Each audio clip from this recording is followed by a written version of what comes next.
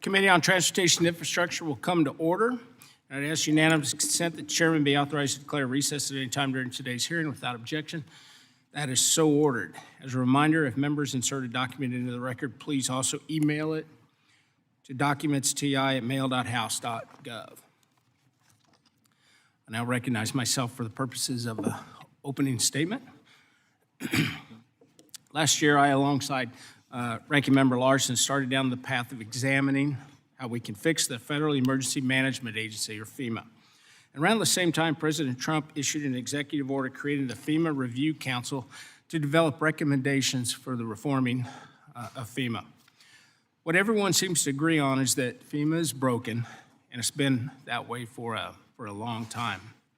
As communities impacted by disasters across the nation know, the Federal Emergency Management System needs fundamental change to reduce lives lost, speed up recovery, and lower costs to the taxpayer. For decades now, we thought we just made certain changes here. If we just made certain changes here and there, the process would get better. And in 2006, we passed the post-Katrina reforms. Then we passed the Sandy Recovery Improvement Act in 2013, and later the Disaster Recovery Reform Act in 2018. This doesn't even count the bills we passed targeting specific issues, such as bills that I authored to protect disaster victims from FEMA errors and to speed up smaller rebuilding projects.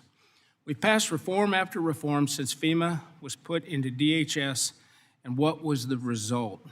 We have thousands of open disaster projects dating back to Hurricane Katrina, ballooning disaster costs, and bureaucracy that feels like you need a PhD to navigate, and little common sense.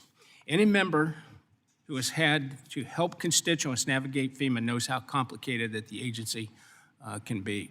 FEMA is supposed to lead the federal government's preparedness for mitigation against, response to, and recovery from disasters. Given this mission, it should be the nimblest federal agency that we have, but instead it continues to be swallowed up by the weight of its own red tape, regulations, and bureaucracy.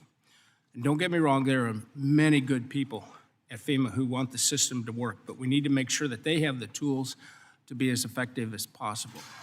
Last May, Ranking Member Larson and I released a discussion draft of the Fixing the Emergency Management for Americans Act, or the FEMA Act. The committee met with and received input from over 150 stakeholders, representing state and local governments, emergency managers, nonprofits, key industries, disaster victims, and other experts and stakeholders. And we've received input from members from both sides of the aisle and on and off this committee representing communities impacted by disasters. As a result, in July last year, we officially introduced the FEMA Act, incorporating the input that we received, and in September, ordered the bill, as amended, reported favorably to the House.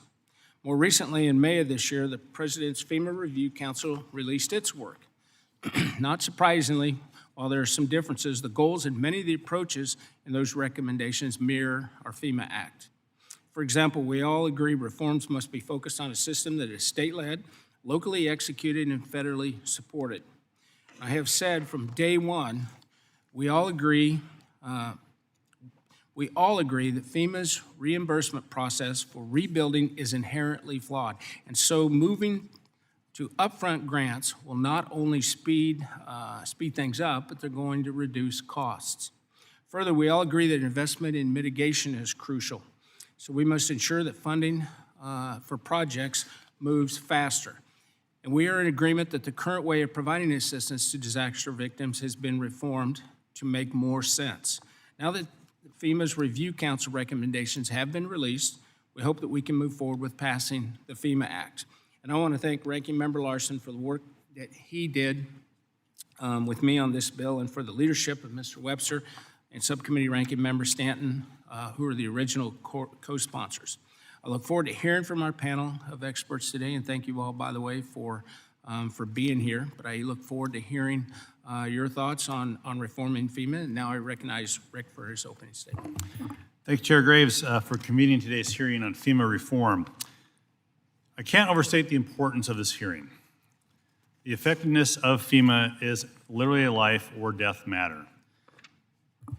FEMA has not met the moment for a lot of disaster survivors. When you look at what happened after the Maui wildfires or Hurricanes Helene and Milton. But that was not because FEMA did not try hard enough. It's because FEMA doesn't have the authority it needs to help people in the best and most efficient way.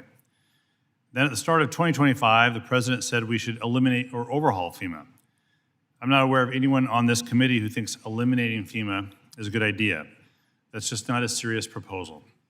But we do agree, like we have for years, that FEMA needs real reform. That's why I was pleased to team up with Chair Graves and Ranking Member Stanton and Chair Webster to write the bipartisan FEMA Act. We didn't write this bill behind closed doors. We talked to more than 150 stakeholders, put out a public draft as well, so anyone affected could weigh in.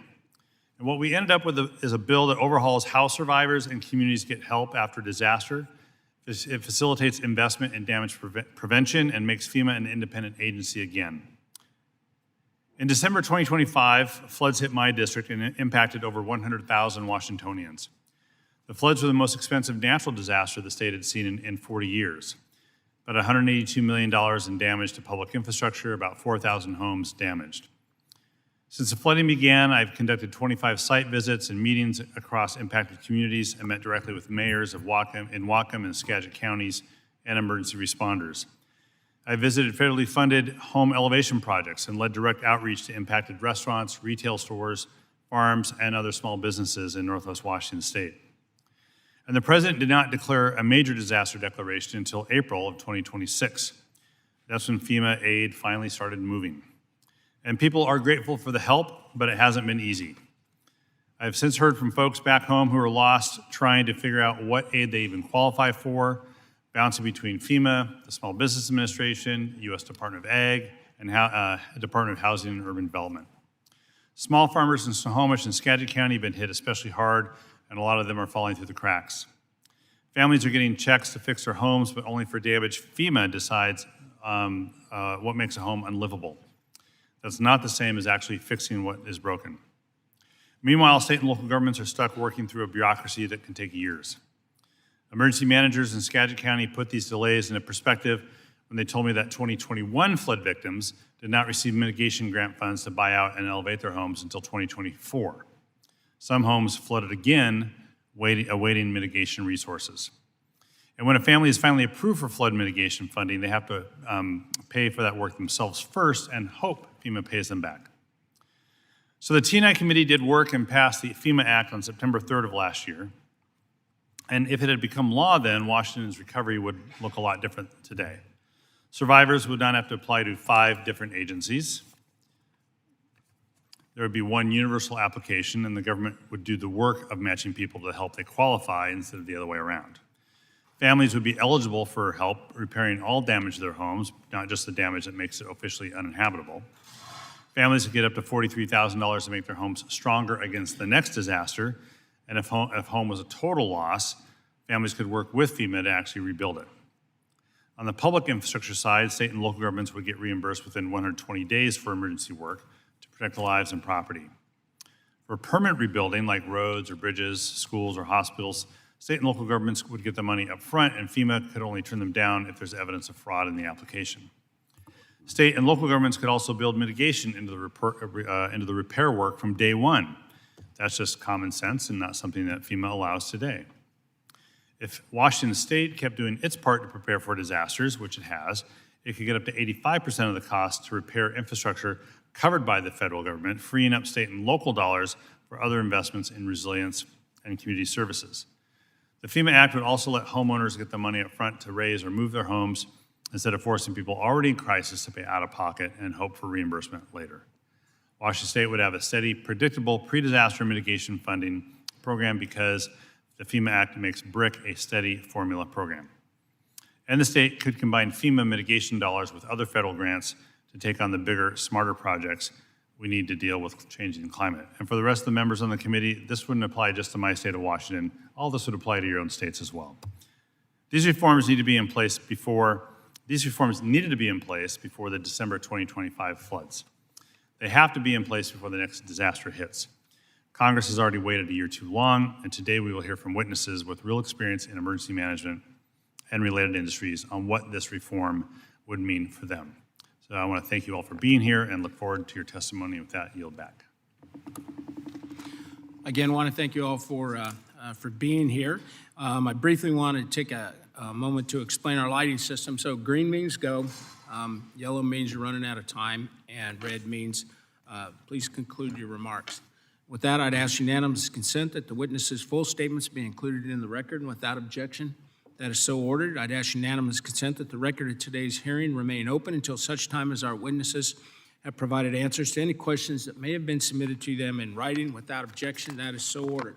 I'd also ask unanimous consent that the record remain open for 15 days for any additional comments and information submitted by members or witnesses to be included in the record of today's hearing. And without objection, that is so ordered. As your written testimony has been made a part of the record, the committee asks that you limit your oral remarks to 5 minutes, if you would. And with that, Mr. Fugate, who's the former FAA administrator, you're recognized. Mr. Chairman Graves and Ranking Member Larson, members of committees, thanks for having me here.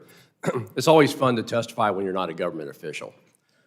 Nobody screened my testimony, nobody gave me talking points, and I generally ignored that. I want to be clear about this. This bill addresses concerns and issues I faced at FEMA.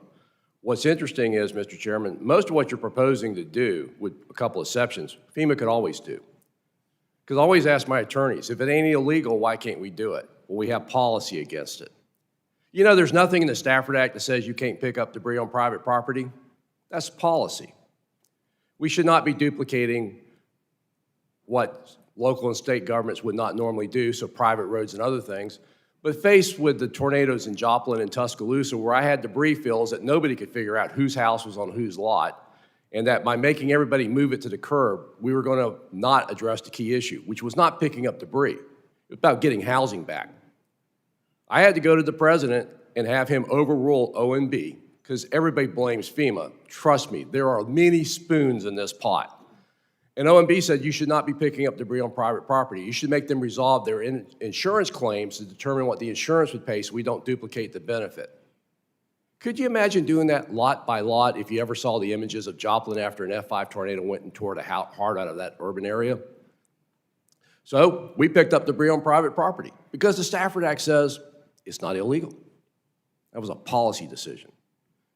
Being able to do estimates, you gave us that authority in Superstorm Sandy. We used it.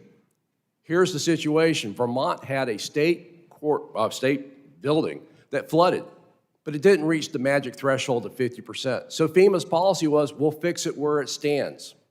The state says, that doesn't make sense. It flooded. We need to move it. FEMA says, well, if you move it, you're going to get less money because we only pay actual cost. When you gave us the ability to do an estimate, we were able to go in, and Senator Leahy was very pleased with this. We negotiated with the state. We determined what the federal share, and again, this is the federal taxpayer's money. It's never been FEMA's money. The federal taxpayer would pay for the damages that were eligible in the full amount up front, and now the state could take the remaining part of moving it and do it, and they were successful. We were able to resolve the Water and Sewage Board in New Orleans, which we were doing by each mile, estimating what was pre-existing, caused by Katrina, and caused by deferred maintenance. We would have never been done. We used the estimate. We came up with a solution of using an engineering firm to come up with a methodology that both the state and FEMA agreed to. The IG reviewed it, Corps of Engineers reviewed it, and we were able to make a settlement and resolve that my last year at FEMA. An earthquake takes seconds.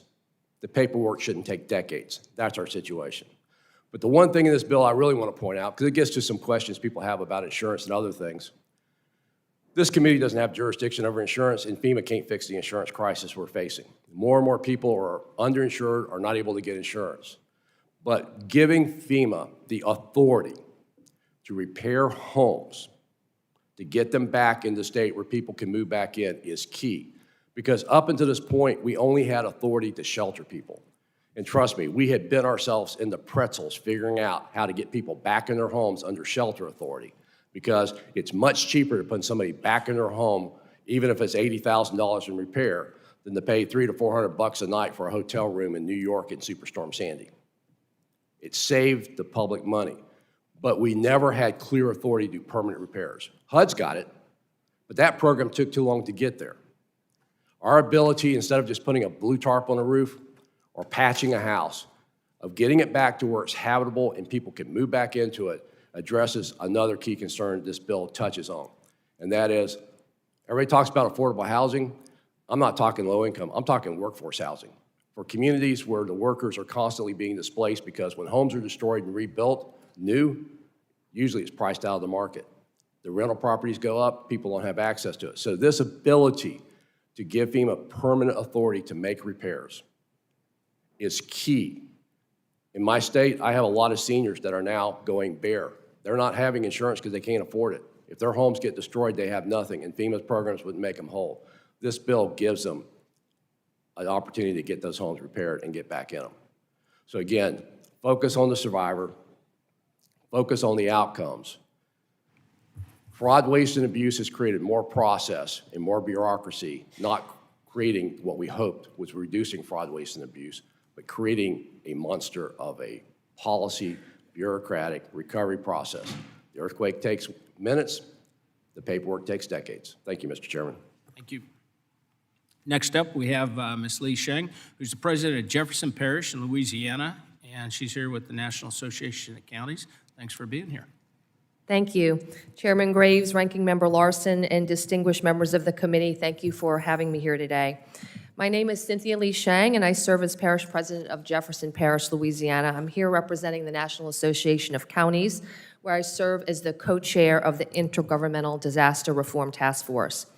And among the many responsibilities entrusted to counties, we are on the front lines of disaster mitigation, response, and recovery. Roughly 900 counties experience at least one presidentially declared disaster each year. And in 2025, our nation faced 23 separate billion-dollar disasters that caused more than $115 billion in damages.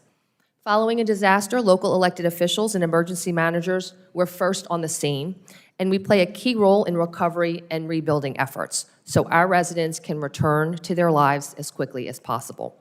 As major owners and operators of public infrastructure, counties are uniquely positioned to mitigate the impacts of disasters. America's 3,069 counties, parishes, and boroughs own 44% of public roads, 38% of the national bridge inventory, 960 hospitals, and directly support 1/3 of our nation's airports. I'm here today to underscore the county role in strengthening our nation against disasters and to discuss how we can best work together to meet the challenges of today and the demands of the future. First, the FEMA Act provides a strong bipartisan framework to modernize the nation's disaster response and recovery system, and Congress should advance its core provisions without delay.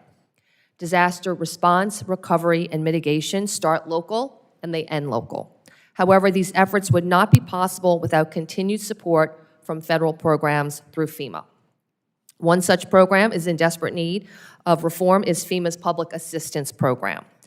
Public assistance is crucial for helping communities rebuild after disasters, but the lengthy reimbursement process can delay recovery and hinder our ability to restore critical services.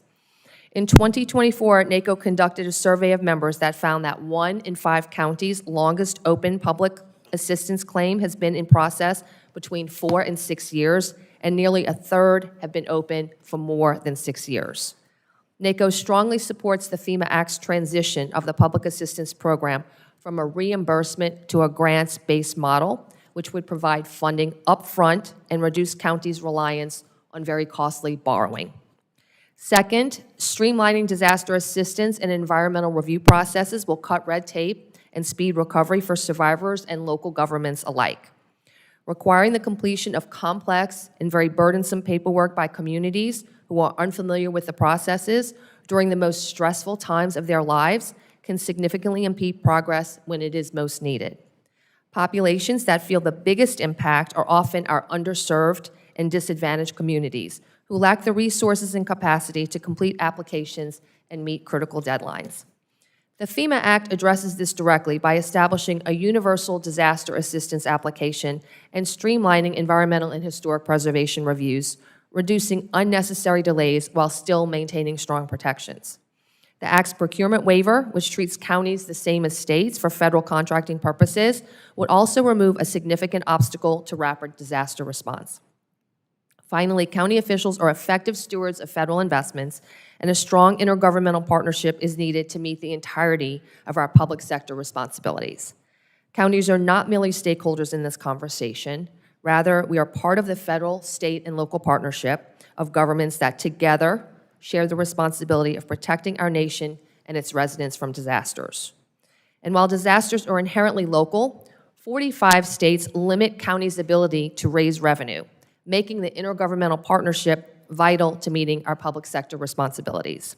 We rely on our state and federal partners for critical recovery tools like funding, human capital, and technical assistance.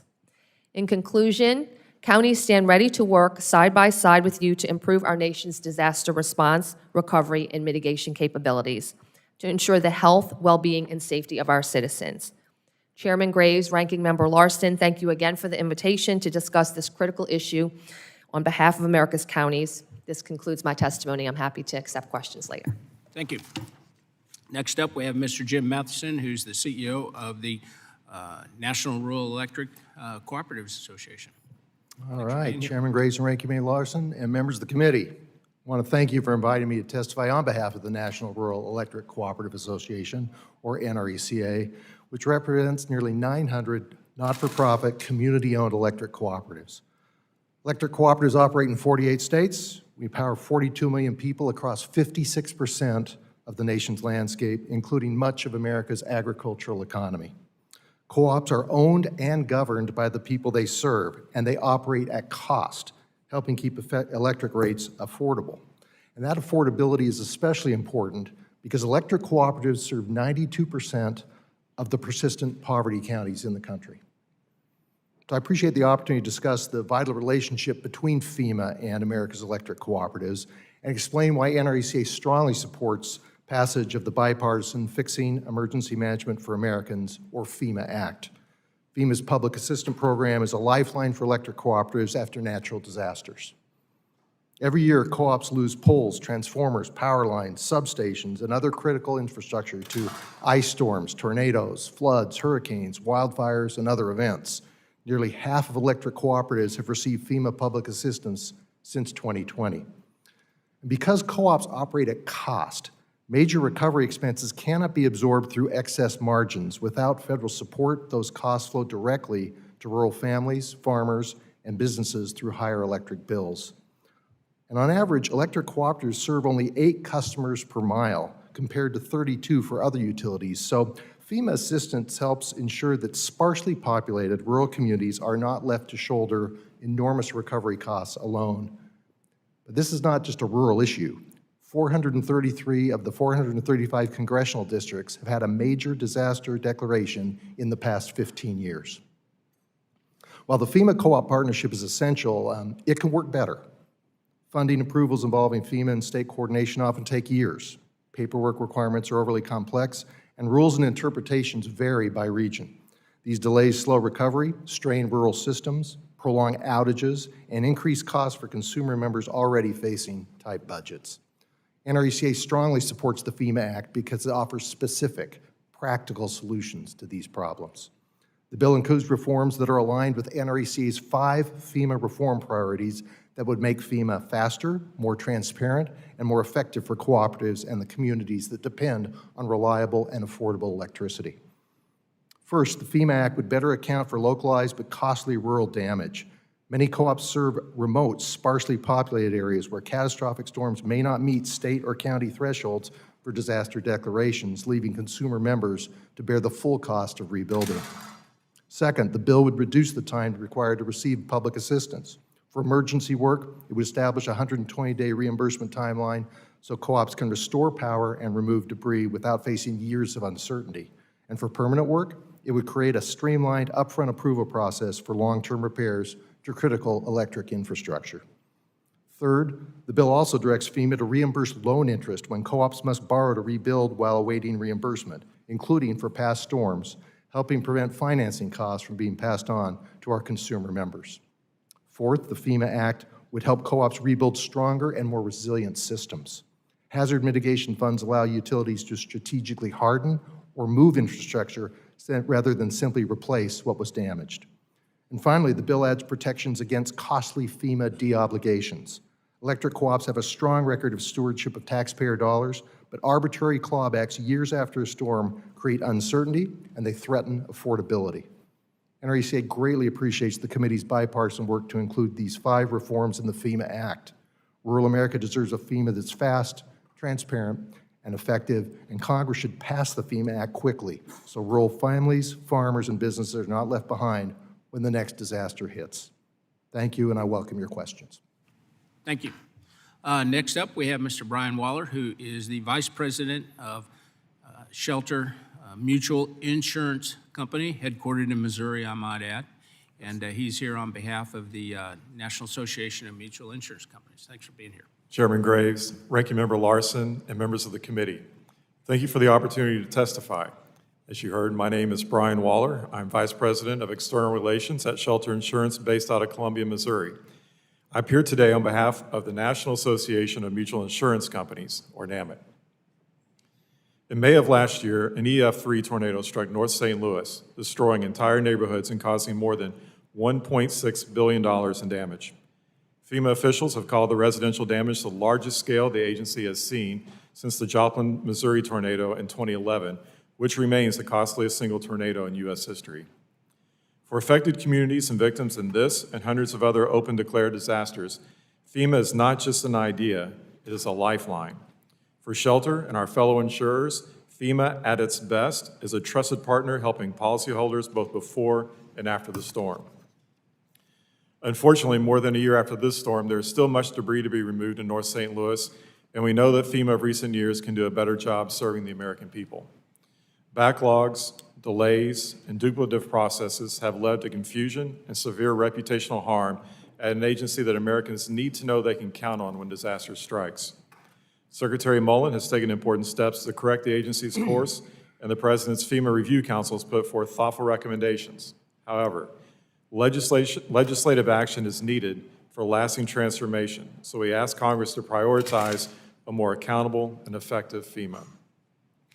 I'm proud to be here today on behalf of the insurance industry to advocate for a reimagined FEMA that is committed to investing in mitigation before the storm, a simpler survivor experience, and accountability for results. The FEMA Act of 2025 that this committee overwhelmingly passed would accomplish these goals. NAMIC was pleased to endorse this legislation when it passed the committee in September and believe it a significant step in the right direction. Emergency management is most effective when all stakeholders are laser-focused on helping affected communities by bending the risk curve before and after storms. The insurance industry has a long history of working to advance solutions that reduce risk to our nation's housing and infrastructure by promoting investment to harden homes and communities against increasingly severe weather. A reimagined FEMA should likewise prioritize preparedness, building and rebuilding more resiliently, emphasizing common sense and cost-effective practices, encouraging up-to-date building codes, and bolstering retrofit programs to improve our existing housing stock and infrastructure.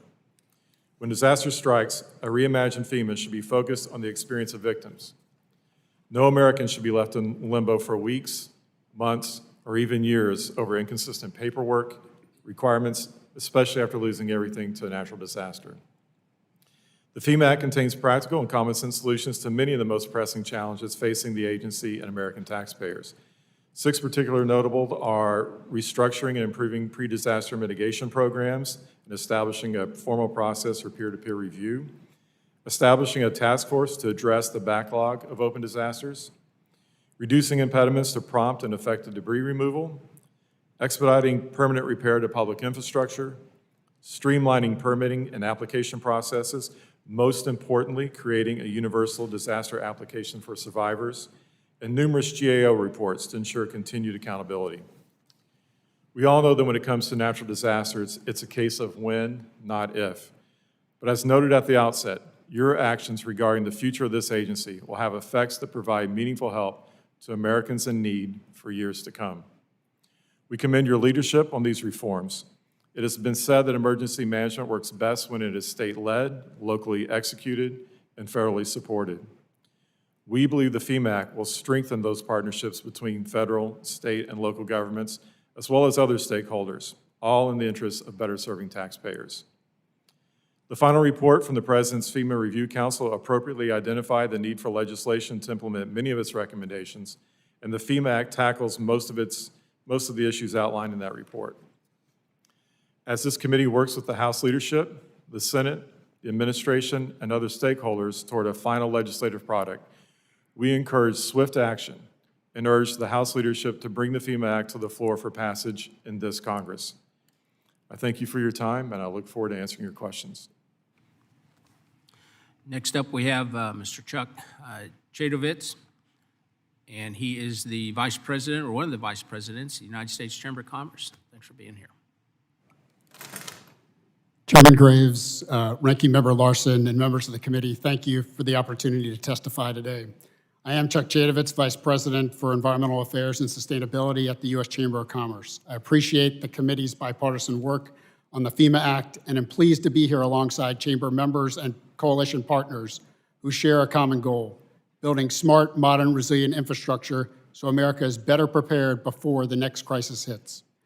The Chamber's message today is straightforward. Preparedness is pro-growth, and House action to pass the FEMA Act in short order is important in furthering progress. At the Chamber, our growth and opportunity imperative calls on policymakers to embrace a national goal of at least 3% annual real economic growth. Sustained 3% growth means higher wages, more jobs, stronger communities, greater competitiveness, and more opportunity for American families and businesses. It should also be a test for public policy. Policies that support growth should be advanced, and policies that do not should be rethought. Preparedness passes that test. A strong economy cannot be built on fragile foundations. Businesses cannot invest, hire, or serve the communities when roads are washed out, power is down, and local governments are forced to shift scarce resources from growth to recovery. Chamber research with Allstate and the U.S. Chamber of Commerce Foundation found that for every dollar invested in disaster preparedness, there are $13 in reduced losses and economic savings. A follow-on report showed the cost of inaction. Every dollar not invested in resilience today can cost communities up to $33 in future economic activity. The lesson is simple. We can pay less before disasters happen, or we can pay far more after they do. The FEMA Act moves our nation in the right direction by reinforcing preparedness and pre-disaster mitigation as central elements of national resilience.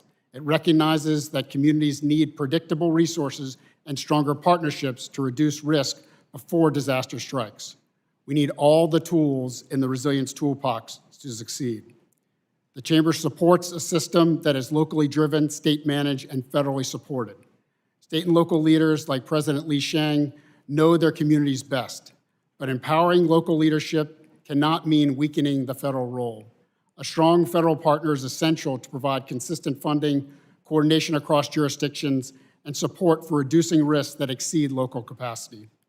Pre-disaster mitigation must remain at the center of our shared priorities to modernize FEMA.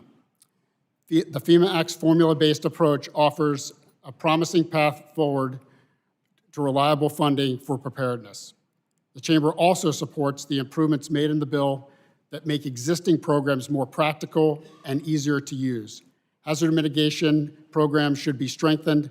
Too many communities face complex applications, burdensome requirements, and limited staff capacity. The FEMA Act makes important progress by allowing funding sources to be combined, supporting project consolidation, and improving permitting and environmental review. Speed and certainty matter in disasters. Finally, resilience is directly tied to housing affordability and family wealth. For many Americans, a home is often their largest asset. As Mr. Fugate said, when disaster destroys housing, families lose savings, workers are displaced, and employers face hiring challenges. Building and preserving more resilient and affordable housing protects families and strengthens local economies. Mr. Chairman, Ranking Member Larson, and members of the committee, Congress has a choice: continuing paying more after disasters or invest smarter before they happen. The Chamber urges the House to pass the FEMA Act as soon as possible and preserve its focus on pre-disaster mitigation and public-private coordination. It will save lives and property. Resilience is not just good public policy, it's an economic imperative. Thank you for the opportunity to testify. I'm happy to answer questions. Thanks, everyone, for your testimony. We're now going to turn to questions, and I'm going to start off with Rick. Thank you, Mr. Chair. So it's kind of three buckets to disaster. There's the pre-disaster mitigation bit, there's the immediate response bit, and then there's recovery and longer-term recovery bit, those three parts. The administration seems to want to focus strictly on, we'll help you with immediate response, but we're not going to really help from long-term recovery, and for Pete's sake, we don't want to help at all to help you build resiliently so that the impact of a disaster is less than what it could have been. What we try to do with the FEMA Act is say, no, all three parts need to exist, but we need to change. We need to change how we get that done, and that's been kind of the focus and the push here for the FEMA Act. Still, we have problems, and so I wanted to ask Mr. Fugate. This is the first question. FEMA is allowed to award up to $43,600 to survivors for home repair after disaster. The average award is about $4,000. Why is the average award such a small portion of what could be the maximum award in your experience? It's based upon need, and that's a policy decision. I think this is one of the things that is clear in the Stafford Act when it was written. It was never intended to make families whole, and it was never intended to supplant the need for insurance. It was a safety net program. But as we've seen the crisis in insurance, where more and more people are uninsured, not able to afford insurance, renters don't generally have insurance. The program is based upon what we can determine when we go out there and assess them against the CFR, which is the regulations that were written to support this. And so many people hear the top number and assume that's what they're going to get and don't understand it's based upon actual losses in need. I would argue that that's semantics. The reality is, even if they got the full amount, it ain't going to make them whole. And I think that's one of the things to re-examine when we're talking about the survivors, is what exactly is the money supposed to do? Is it to make them whole? Is it to get them back in a home? Is it to provide housing assistance? I mean, think about it. We do temporary housing assistance. We'll spend $300,000 putting a trailer in there for 18 months. We could have rebuilt many homes for that. Maybe not with the granite countertops, but we could have done a good job. But I think this is one of the things you always run into is the friction. And this is within Congress. They don't want to reward people. They want to keep the cost minimal. They think they should be insured. And then the bureaucrats are stuck between one side that wants to make them whole and the other side that wants to say it was their decision, their responsibility, they should have had insurance. And the bureaucrats have to figure that out. So yeah, sometimes we don't do a good job of it. But we're also dealing with, in many cases, the extremes. We shouldn't be paying and creating a hazard where people don't have insurance. But when Tom Ridge wrote the Stafford Act, most homes were insured. Most governments insured their fire stations. Today, very few governments are insured. They're self-insured, so the taxpayer pays for that loss. And increasingly, people cannot afford or get insurance. I'm from Florida. I know what it's costing. And I live in the interior of the state, and I know what it's costing. So I think a model that was based upon insurance, this bill, I mean, if nothing else, just being able to do the repairs. And again, it's only going to help those people that own their homes. It won't help the renters. Thanks. Ms. Shang, I'm a former county council member, so I understand how tight budgets can be at the local level, so I get where you're coming from. But how would the FEMA Act, have you looked at how the FEMA Act would help your parish invest more of its money for mitigation instead of cleanup?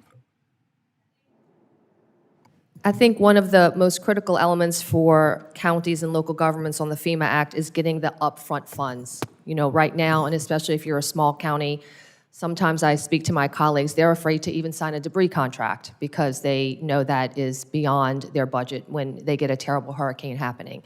So the upfront funds is critical. Right now, we're on a reimbursement model, which takes, as we said, years to happen. But if we can move to a formula-based upfront, give us those resources upfront, we can take that additional money and put it towards other needs. So when a community is broken, it's broken from the top to the bottom. We have to start with clearing debris out of roads, families aren't in homes, schools are damaged. It is overwhelming amount of loss that we're facing at the local level. And then another disaster on top of that is the financial disaster and the budgetary disaster that we face that you don't see. It's not on the television cameras, but it is very real to local governments, is not having the resources there. So the upfront payment for the assistance is very, very critical in this act for local governments. Thank you. Thank you, Mr. Chair. Mr. Ezell. Thank you, Mr. Chairman, and thank you for all our witnesses for being here today. I really appreciate it. As a native of the Mississippi Gulf Coast, I've seen firsthand in my former life as a law enforcement officer and local official how hurricanes, floods, and severe storms can be. Our communities are resilient, but they shouldn't have to spend years fighting federal bureaucracy to survive a disaster. Unfortunately, that's exactly what I've seen more than 2 decades after Hurricane Katrina. Communities in my district are still waiting on FEMA to complete projects and deliver on recovery commitments. And I know that they're not the only ones in this country. This is just something we've got to get past. It's unacceptable. Disaster survivors and local governments should not have to wait decades for the federal government to act. Time and again, we hear of the same complaints from local officials, emergency managers, and families trying to rebuild. FEMA takes too long to make decisions, too long to process applications, and too long to get communities the assistance Congress wants to give them.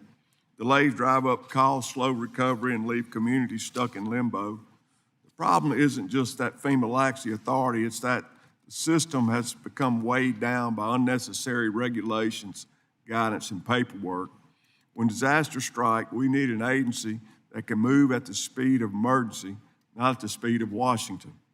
I'm encouraged by the efforts of the Streamline and with all of you here today in FEMA's process to reduce unnecessary bureaucracy and empower states and local communities to lead recovery with strong federal support. Those closest to the disaster know what their communities need, and FEMA should be a partner, not an obstacle. I look forward to hearing from our witnesses about practical reforms that will hasten recovery, improve accountability, and ensure disaster assistance reaches our communities faster. Mr. Fugate, in South Mississippi, we still have communities waiting on FEMA-related projects from Hurricane Katrina, which hit us back in 2005. From your perspective, sir, what are the biggest bureaucratic obstacles that keep projects open for so long? And what reforms should make the biggest difference in getting these projects completed? Well, it may sound flippant, but the biggest issue is preventing fraud, waste, and abuse. You know, all these regulations you hate, they came about because the IG found something and cited it and said, we got to take the money back. So you got to accept more risk for fraud and waste, because what we're doing to prevent fraud and waste is costing us a fortune, and it's not saving money. That's why I really appreciate the idea in this bill that we quit doing actual costs and just do estimates. Because I can go in there, and if you got a fire station and it got destroyed and you don't have insurance, if you had insurance, you'd have gone and got an insurance adjuster, you'd have gotten your money, and you'd been paid. 30 to 60 days, you're done. That's what this bill does. Good. It gets away from doing actual cost, project worksheets, versioning. I didn't know you could version a worksheet, all in the name of only paying the actual cost for the federal taxpayer. Well, all that's costing the taxpayer a fortune to administer it. Just get, and this is the other thing, half the stuff that people say FEMA can't do, I did. Mitch Landry was all upset after one of the hurricanes because he was going to have to borrow money to make payroll. I said, well, we'll give you the money. You can't do that. I said, yeah, we can do an estimate. You know that FEMA can estimate debris and emergency cost and get the money there? We did it in 30 days. Thank you. So what this bill does is it gives that authority in writing, and it eliminates actual cost and makes it all. Debris, we should be doing debris as an estimate, not by the cubic yard or the lot. That's it. Give you the money, let you pick it up, make the decision. Thank you. Ms. Shang, as a local official in Louisiana, next to me, you've worked hard directly with FEMA and after disasters. What parts of the FEMA process create the most delays for your local government? I think similar to what Mr. Fugate is discussing, the initial process in trying to estimate things takes a lot of staff capacity that we can manage okay in Jefferson Parish. We happen to be the largest parish in the state, but for some smaller counties, they just don't have the staff, they don't have the expertise to navigate through some of these application processes. And I think when we just make it much more simpler and have the rules on a formula-based, I think that will greatly help local capacity to be able to navigate these issues. And most all local officials and people, they just want to get back to life. And, anything that we can do to help, that's exactly what we want to do. And I want to be a part of the solution, not the problem. So thank you all for those Thank you. good Thank answers. you. Thank you. Mr. Garamendi.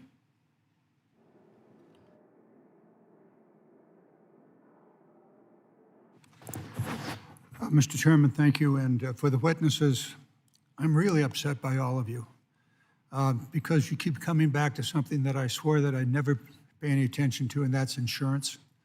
I spent 8 years of my life as the insurance commissioner in California, and the connection between the FEMA programs that you've been discussing and the insurance problems are so severe that we have to deal with both of them. And if we don't, we're not going to deal with either of them very, very well. There are many, many ways. In 1990, we were looking at developing a national natural disaster insurance program. And we figured out how we could pay for that, how it could be done by the federal government. Hasn't happened yet. But until we connect these two, the insurance problem, which is discussed here and which is a very, very real problem in California and really across the nation, we will not be able to solve the FEMA problem unless we consider FEMA to be the ultimate insurer, which is pretty much where we're headed. And in that regard, it's not a very good way to deal with it because it doesn't assess the risk at the outset. An insurance program properly structured can assess the risk and force the homeowner, in this case, to not only know the risk, but to pay for the risk at that particular home. Very complex, but I'm going to put that on the table for my first, minute and a half here. We've got to do both of these things, and I noticed a couple of smiles from the insurers down there. Now, putting that aside, I'm going to go back to where I'm really not upset with all of you. You really did exactly what you're supposed to do. I want to go back to where FEMA is really out of bounds, and that is the current FEMA program is being used to support the immigration enforcement by the federal government. This is wrong, it's contrary to law, and it's creating a very profound problem. FEMA should not be assisting ICE. The FEMA staff reduced by 5,000 in the DOJ cuts. What's left is now being used to run the detention facilities, now being used to set up the programs for the ICE agents to do a raid now in Maine and wherever else around the nation. This is wrong. It's contrary to law. And this committee has the responsibility of holding the Trump administration accountable for the misuse of FEMA and use of FEMA to carry out the various programs that the president wants on immigration enforcement. It's not that the immigration enforcement effort is short of money. Good Lord, they have $120 billion to spend in the next couple of years. Bring FEMA back. This committee ought to demand that FEMA no longer be engaged with ICE in the immigration enforcement program. Let ICE take care of itself, and there's plenty of problems there, and I certainly share those concerns and would rally around. The second thing is the politicization of FEMA. It's been reported, most recently in Politico on the 7th of this month, that the Trump administration has singled out states that are Republican-run, Republican senators, Republican governors, and provided them with immediate assistance. And those states that are Democratic senators, Democratic governors, have been denied assistance. The politicization of FEMA by the president and his minions is absolutely wrong. And this committee ought to hold the administration to account on that, as well as to these other issues. It's got to stop. Now, I'd be happy to discuss with anybody here the insurance issues and how we might be able to deal with that, but that's offline, and come to my office and I'll give you ideas that date back 30 years on how to deal with it. But the politicization and the misuse of FEMA by this administration is wrong, it is illegal, and this committee has to hold the president and his programs to account. With that, Mr. Chairman, I beg you to do that, to force the administration to come here and to testify under oath how they are abusing FEMA in carrying out their immigration programs. I yield back. Mr. Webster. Thank you, Mr. Chairman. Mr. Matheson, what is pre-staging or pre-positioning, and why is it critical for those activities to happen when performing or getting ready to perform utilities during storm activities? And why hasn't FEMA been willing to reimburse that? Pre-positioning is where we know a hurricane or a storm's coming, and our job is to get the lights on as fast as we can. And often what you want to do is you want to move crews into areas so they're ready to go right when the storm passes, so we can start restoration work as soon as possible. It's part of a process where utilities, the electric cooperatives, have what's called mutual assistant, where we bring line workers in from all over the country to go to these places where these natural disasters are happening. And if we can pre-position in advance, we can get the lights on that much sooner. And for all the other impacts of a natural disaster, having the lights back on is very helpful for dealing with all the other damage assessment and all the other recovery work that has to take place. So pre-positioning gives us a leg up in terms of getting the lights on faster, and it should be a part of the reimbursement program at FEMA. This legislation, we believe, puts it in a position to make that happen. I think it's a legitimate part of how we do disaster recovery. I'm really glad you raised the issue, because pre-positioning is a critical part of how we get the lights on as timely as we can. Very much. So, parametric modeling, what is it? How does it work? I may not be the expert on parametric modeling, but that was one of the recommendations of the President's Review Council. We have concerns with that. We have concerns about an arbitrary model that may not be reflecting what is actual damage on the ground. That's the way we ought to be looking at damage. And we have situations where wind speed may not be where it triggers the model to say, okay, that qualifies reimbursement, but you may have a combination of wind and flooding that creates huge damage to the electric infrastructure, and we're going to have some model that says, nope, doesn't qualify, you're out. That doesn't make sense to us, and that's not in the FEMA Act, but it is in the Review Commission's report, and we have concerns with that because we think it's going to create arbitrary situations where damage that should be subject to FEMA reimbursement is denied because of that model. So there are some states that use it at the local level when they're considering reimbursements for natural disasters. But why is it controversial? Because when you take a model that says based on X amount of miles per hour wind speed, and that's going to trigger whether or not the disaster is eligible for recovery or not, that doesn't necessarily reflect what happens to a power line, though a power line magically falls when it's 51 miles an hour and doesn't at 49 miles an hour. That's the problem with this model. Actual damage is how we should be making these decisions, not based on some model with some standard of what the wind speed was to say, okay, that's why you should pay for the disaster. So how would it affect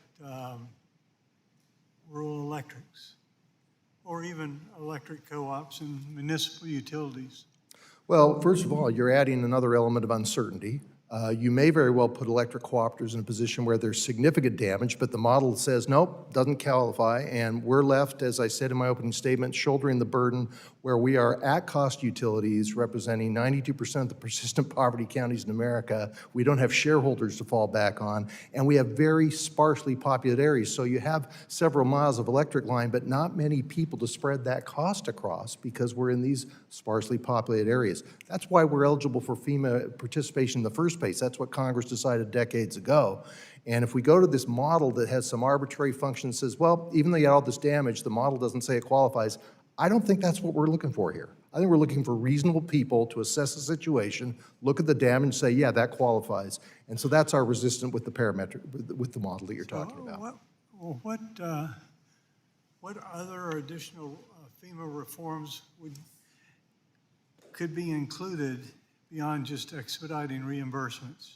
Well, I think that the FEMA Act has 5 critical reforms that we think are important, including the 120 days for the initial assistance. It has the opportunity for hazard mitigation funds in a more targeted way that makes sense for building resilient systems. It allows for interest reimbursement if electric co-ops are stuck for years waiting for payment from FEMA and they accrue significant burden there. There are provisions in this bill that we highly endorse. We think it's the right step to take, and we think the chairman and ranking member and the full committee have done a great job of looking at all these issues, taking information from, as the chairman said in his opening statement, dozens and dozens of different stakeholders. It's a great way to make legislation, in my opinion, and that's why we're so supportive of the bill as it's written today. Thank you very much. Yield back. Mr. Stanton. Thank you very much, Chairman, and for holding this important hearing on the urgent need to pass the FEMA Act. This is a proud bipartisan committee, and both Chairman Graves and Ranking Member Larson have longstanding commitment and have provided leadership in the effort to strengthen FEMA. Both of them know how important it is to help Americans in their darkest hours, and that's why this effort is very important. Recently, as Ranking Member of the Economic Development, Public Buildings and Emergency Management Subcommittee, I released an investigative report that details how the Trump administration and DHS leadership are misusing FEMA resources for ICE operations, jeopardizing FEMA's readiness and ability to respond to disasters. This important investigation found that FEMA personnel have been utilized to plan deportation raids and arrest, recruit new ICE and CBP officers, and manage day-to-day operations at detention facilities. Of course, FEMA was built on a promise to the American people. When disaster strikes, the federal government will be there. Unfortunately, that promise too often has been broken. Since the start of the current administration, the agency has lost more than 20% of its workforce, more than 5,000 key employees. Its training pipelines, key to ensuring readiness before disaster strikes, has been severed. Its disaster declaration process has too often been politicized, denying communities needed support, and its hazard mitigation programs have been dismantled. This is on top of the fact that personnel have been detailed for extended periods for immigration enforcement operations.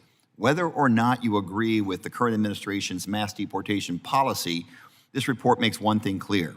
We need an agency that is capable and ready to serve our constituents when they need it most, and that is less likely to happen if FEMA continues to remain inside of Department of Homeland Security. Former Administrator Fugate, have you had an opportunity to review the investigative report I referenced? I've had a summary of it, sir. Do you think FEMA should help ICE coordinate arrests, raids, and deportations?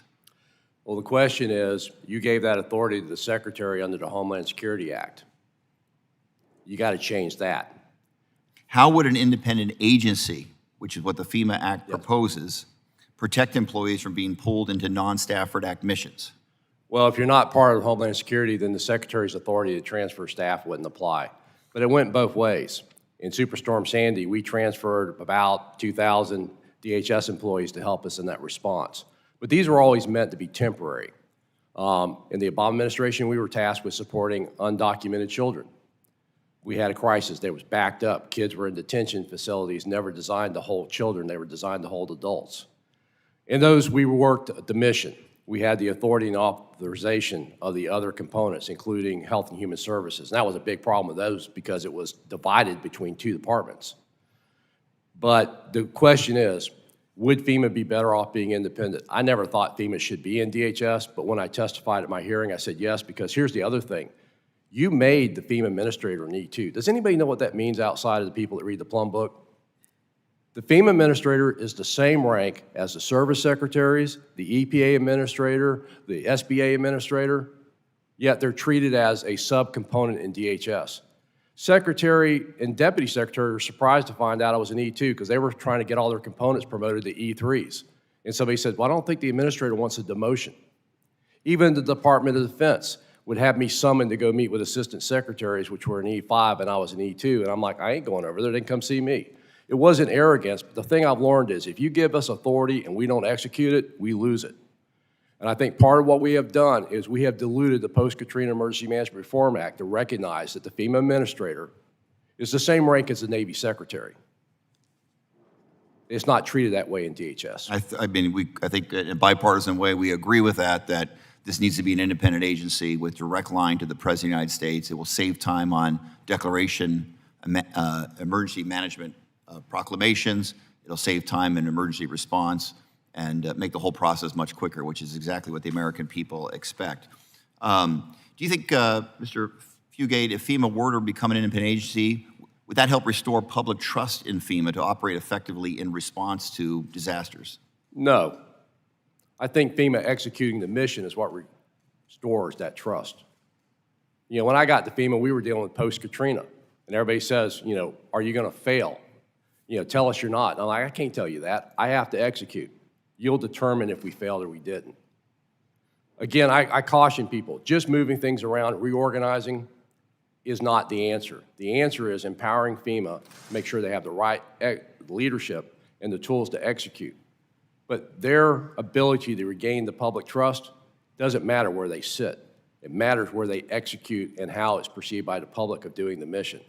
Independently, I think, as you point out, it relieves a lot of the hurdles, but quite honestly, I worked under that system. I just cheerfully ignored most of it because the law said I work for the president, and I report to the president, and the secretary was responsible for making sure I showed up to work and I took my vacation time. Well, I didn't get vacation time, I was a political appointee. But the reality is, I made it work because I've always been in that situation, but it is personality-based. And so when you have a secretary in there that does not see the FEMA administrator as the principal advisor, as the law says, to the president, the National Homeland Security Council, and the secretary in that order, and that I got there, we were routing declarations for the secretary's office. I said, why? Well, that's the way they want it. I'm like, I don't care. The law says I'm the principal advisor and I'm advising the president. I make a recommendation on to declare or not declare. To me, the law says that goes to the president. We changed it. Trust me. There are a lot of people at DHS, and not so much the secretary, but all of the offices around there that really wanted to get into our business. And I fought it. I just said no. I was arrogant and I was pragmatic, but I went to the law, and I knew that if we did not execute what the law said, we were going to lose that authority. So I was a pain to a lot of people, but that shouldn't be the way it has to be. I'm over time, and that's a really well-made point that moving things around could help reduce bureaucracy, but it's the people and the support from the president that makes all the difference. That's a good point. Thank you. I yield back. Mr. Perry. Thanks, Mr. Chairman, and thanks to our panelists. I just want to kind of level set here, remind everybody that's listening to the hearing today that regardless of all the wailing and gnashing of teeth of the utilization of FEMA personnel, under the previous administration, FEMA personnel were used to bring people illegally across the border. And I remember in this committee room asking about the regional director for the Pennsylvania region being moved to the border for specifically that. So let's just level set here and make sure that we have all the facts. This is not a one-way street, and there are infractions that irritate both sides to be considered here. I'm just going to turn to you, Director Fugate. In your written testimony, you say that H.R. 4669 is the first significant effort in the Stafford Act to price disaster risk honestly rather than simply paying for it faster, and I think that's a quote.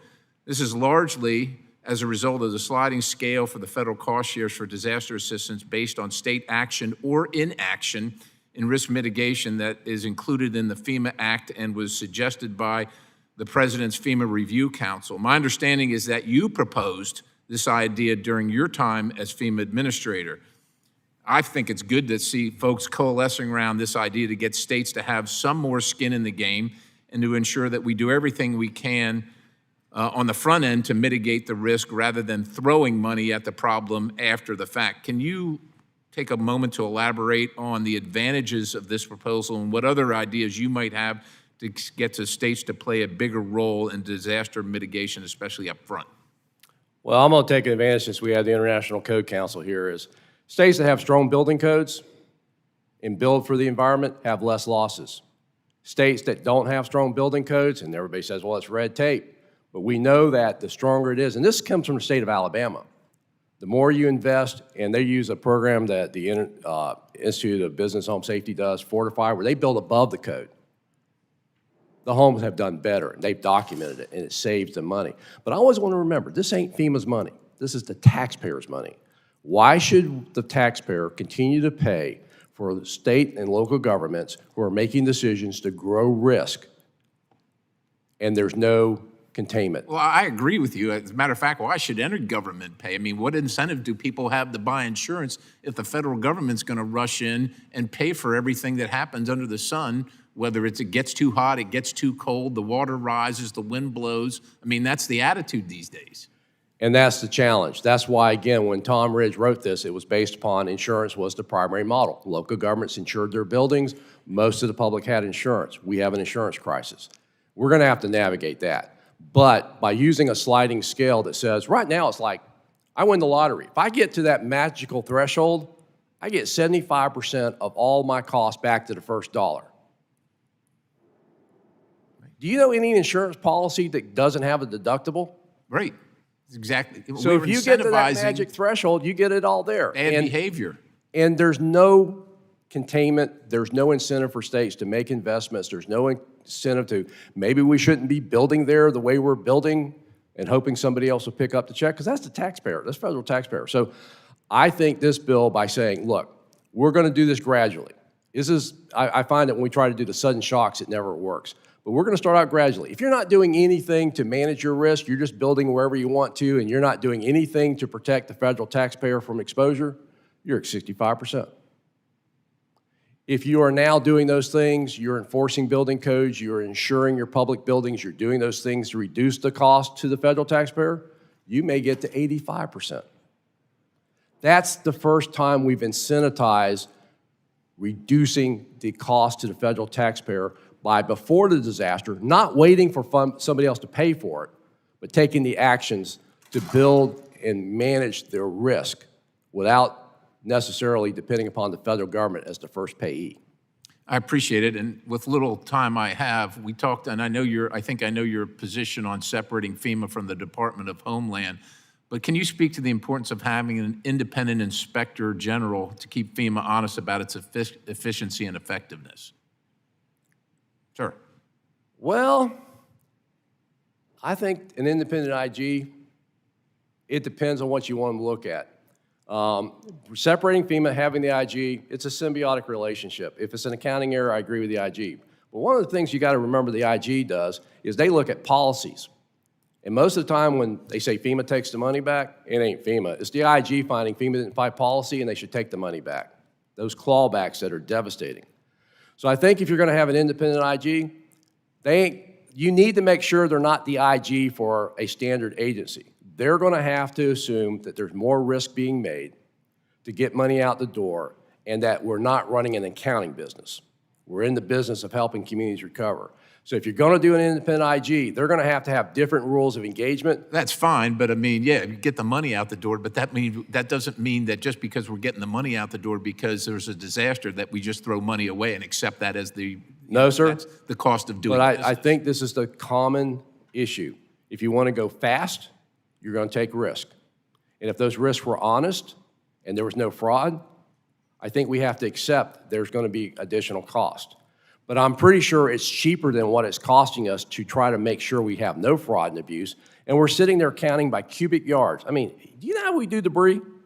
We have a contractor picking up debris. Then we have to hire a separate contractor to monitor the contractor that's picking up debris to determine how many cubic yards are actually in the truck. Then we have to have the state monitoring the contractor, monitoring the debris company. Then we have to have FEMA monitoring the state. And then the IG comes in there and they say, we're here to help.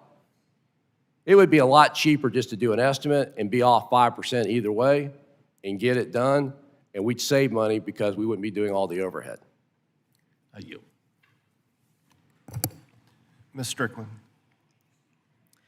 Thank you, Chairman Perry and Ranking Member Stanton, for holding this hearing, and thank you to Administrator Fugate for your unapologetic candor about what needs to be done to improve FEMA.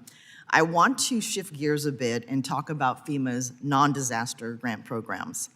Part of FEMA's mission is to prevent and respond to imminent, threatened, or actual acts of terrorism. To carry out that mission, FEMA administers critical public safety and preparedness grant programs, including the Homeland Security Grant Program, or HSGP. On June 24, 2026, FEMA and DHS published the fiscal year 2026 Notice of Funding Opportunity that holds back 20% of funds if states do not submit to President Trump's voter election interference tactics. DHS and FEMA are now politicizing $200 million of federal funds to fight terrorism by forcing states to implement partisan election policies that in some case violate court orders, the Constitution, and existing state laws. And when we passed the FEMA Act of 2025 into law, it did include not politicizing FEMA and how funds are distributed. So Administrator Fugate, you served as FEMA Administrator for almost a decade. Can you please explain what counterterrorism or preparedness objectives are served by conditioning these grants on compliance with potentially unlawful election requirements? It's furthering the administration's policies. It's as simple as that. FEMA's just a tool here. I mean, if you ask FEMA, they wouldn't do it. They're being directed to do it. And right now, until the courts rule, they're giving the president a lot of executive authority. So the only way you're going to contain that is putting specific language in the law that says you can't do that. And then the judges can look at that and go, yeah, that's not executive authority. Congress has clearly said no. But the Supreme Court and many justices have ruled the president has executive authority. FEMA is not doing this because they think it's a good idea. They're being directed to do it. And this is the administration asserting their authority as they have it for policy. And until the courts determine which is right, it's going to happen. I think that, again, I find that a lot of times FEMA gets thrust in there. Like, FEMA is just a tool being used to advance an administrative policy. Yeah. Don't yell at FEMA. It's just, we're convenient, but don't yell at FEMA. This is what they're doing. And so far, there's not been tremendous pushback from the courts, especially the Supreme Court, that they don't have that executive authority. Yeah, following up, during your time as FEMA Administrator, did you consider how a state runs its elections as criterion for awarding these funds? Not for those funds, for recovery funds. I dealt with it, I seem to be the person that always had disasters in the middle of presidential elections, which we found out you cannot postpone. So we actually supported the state of New Jersey in funding temporary polling sites, bringing in generators, tents, and other things to conduct the election. That's an appropriate use of FEMA. We supported, we didn't have anything to do with staffing it. We supported the state to carry out the election. That was eligible under protective measures. We did that in Florida during the election in 2004, where we built polling stations because in Charlotte County there was nothing left to do polling in, so we had to build that. That's an appropriate role for FEMA. Yeah, so basically your job was to respond to a disaster to allow elections to be carried out as they're supposed to be by law. Yes, ma'am. Thank you. And I just want to, end this by saying this is not just about FEMA and DHS exploiting a counterterrorism grant for a purpose unrelated to stopping terrorism. This is about an administration weaponizing FEMA for voter suppression. And as I often say, the United States does not have a voter fraud problem. We have a voter participation problem. In 2024, 90 million people did not participate in our elections. They chose not to vote. This is a bad solution. It does nothing to help promote democracy. It's unconstitutional, and the safety of the American people are not enhanced because of these actions. I yield back, Mr. Chair. Thank you. Mr. Fong.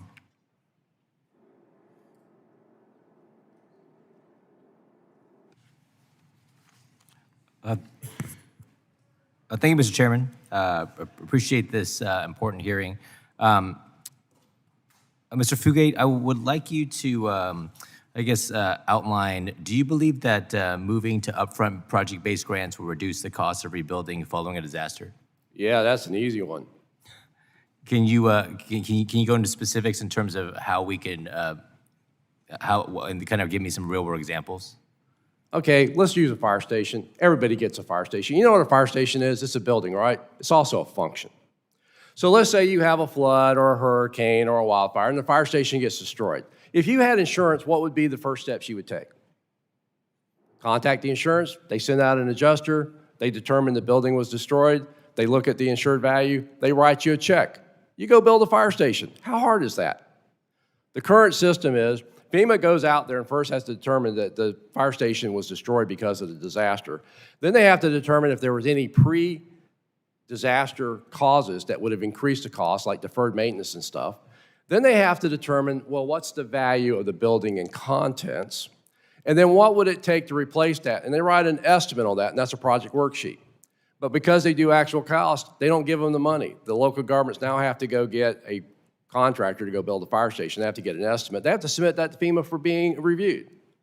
Well, they want to change because the station was too small. They want to build it bigger. Well, FEMA says, we're only going to replace what was there. That's on you. We ain't going to approve that. But that's a change we have to approve on that. You can have as many as 10 versions on that worksheet getting to the final answer, and then you're reimbursing them. So what the locals have to do is they have to borrow the money, issue a bond to go build that fire station. They don't have the cash, and they generally don't have that much money sitting around. And this process will take the entire process of just getting to approval a year or more, and then up to 5 years of changes and everything else. It doesn't take 5 years to build a fire station. So by going to an estimate, here's how it would work. We get there, everybody agrees it's destroyed. Now, those of you that are concerned about fraud, waste, and abuse, here's what the thing requires. They have to get an engineer or architect of license in their state to put in their estimate of what that is. Because everybody's afraid, well, it won't be enough money or there'll be things they discovered later. I said, well, that's why you got them putting their seal on there, because they have insurance, and if they didn't get it right, that's where you get your money, not the taxpayer. We agree to it, 75% of them. We issue it. We put it in Smart Link. It goes down. State's got the money. They issue it to them. They now have the cash to go build a fire station. That's the difference. We have a situation in my district, and maybe you can shed some light into this, where road gets washed out. It gets washed out every single time there's a flood. The community wants to build it to a higher standard, but because of the rules, you have to build it to what existed pre-disaster. Would it make sense to allow the community to fix it permanently and build it to? Oh, absolutely. And I think one of the things is looking at cost-benefit analysis. I don't think we ought to be putting culverts back in anywhere. We ought to be doing box culverts. I've never seen a culvert that you put in after a flood that survives the next flood. I mean, it's just dumb stuff we do to try to keep it cheap. We ought to be going in there and not looking at what the road was before. We ought to be looking at the function of the road and going, how much does it cost every time that road gets washed out? And that should be the basis of the estimates. Just like we were building that fire station. I had fire stations and Hurricane Charlie got wiped out in that storm. To build them back to the building code was stupid because they got wiped out being built to the building code. I needed to build them for Cat 5. They said, well, it's not worth the cost-benefit analysis. I said, what about the function of the fire station? Oh, that changes the equation. Yeah. So I don't disagree, but guess what? This is getting people to think differently. A road is not a construction project. It's a function. What is the cost of losing that function? Wouldn't it make more sense to spend 10 to 15% more to ensure the function is there after the disaster instead of fixing it again? That makes perfect sense to me. Mr. Matheson, I wanted to ask you, in your experience, which regulations or policies could FEMA eliminate to reduce delays for utilities, such as rebuilding poles, substations, and transmission infrastructure after disaster has occurred? I think the legislation creates greater certainty in terms of time frame. The immediate, for the initial assistance, the 120-day limit, that would be a big help for us in terms of moving quickly with greater certainty when we're trying to repair storm damage. I mean, some of these repair projects, like building a fire station, we've heard that takes time. We want the electric system up immediately if we can. And so the ability to move quickly and make quick decisions, that's in all of our interest to have the lights on for people when they're dealing with all the other impacts of the disaster. Thank you for that. I'm running out of time. Mr. Chair, I yield back, but thank you for the panel. Ms. Sykes, you're ready. Thank you, Mr. Chair, and to the ranking member for holding this hearing today. As we are in the midst of disaster season, many Americans are concerned if disaster strikes in their communities, the support that they need to survive and rebuild may not be available to them. 2 years ago, my community in Northeast Ohio was hit by back-to-back storms in a 3-day span that caused widespread flooding. I led a letter with the bipartisan delegation from Northeast Ohio calling on the governor to reach out to FEMA for emergency assistance. During this hour of dire need, my constituents turned to the federal government to help rebuild, and FEMA was there to deliver, and for that we are grateful. That is why I'm deeply concerned about the cuts that are being made by the Trump administration during the president's second term, drastically curtailing FEMA's ability to respond to other communities in crisis. Under this administration, FEMA's preparedness and mitigation grants have been severely delayed or canceled altogether, failing to give states the resources they need to prepare for disasters, hire staff, and harden the infrastructure that would keep Americans safe.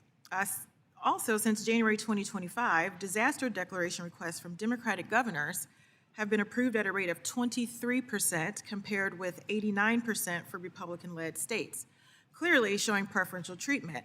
And I've heard from many of you in your testimony about the impact of delays, but didn't hear a whole lot about the impact of denials for these Democratic states.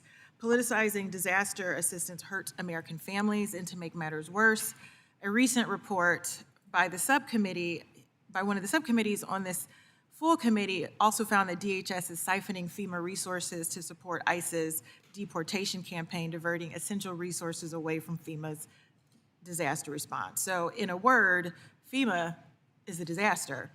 In a recent raid on Ohio voting rights organization, DHS agents raided the organization's office in Northeast Ohio and went to volunteers' homes across the state to question them without a warrant.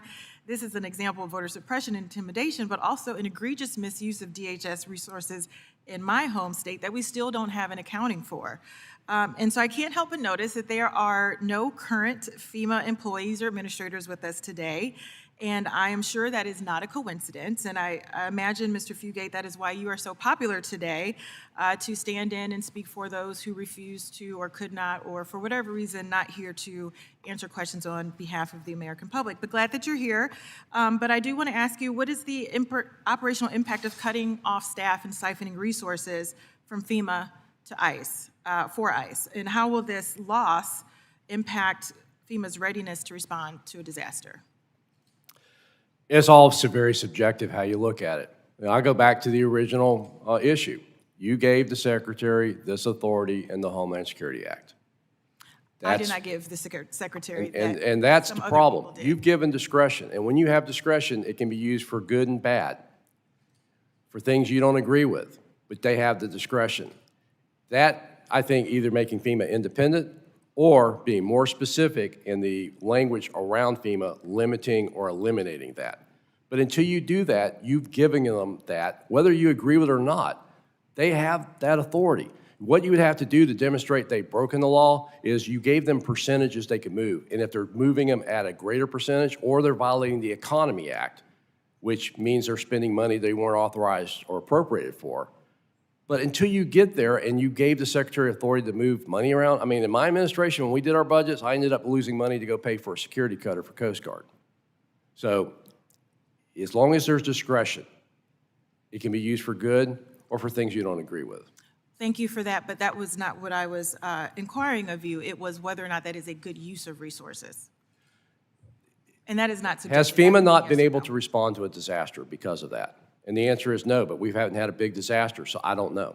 Well, I think that that is certainly up to interpretation, as 89% of Republican states are even getting a disaster declaration, while 23% of Democrat states are not. So I think perhaps the premises that you are basing that analysis on are flawed. You did mention FEMA becoming an independent agency, so there is an attempt to do that. And I've also heard you talk about in your testimony today the need for FEMA to take more risks at the expense of fraud, waste, and abuse. And considering this current administration, do you think that they would do that in order to be more responsive to the American public?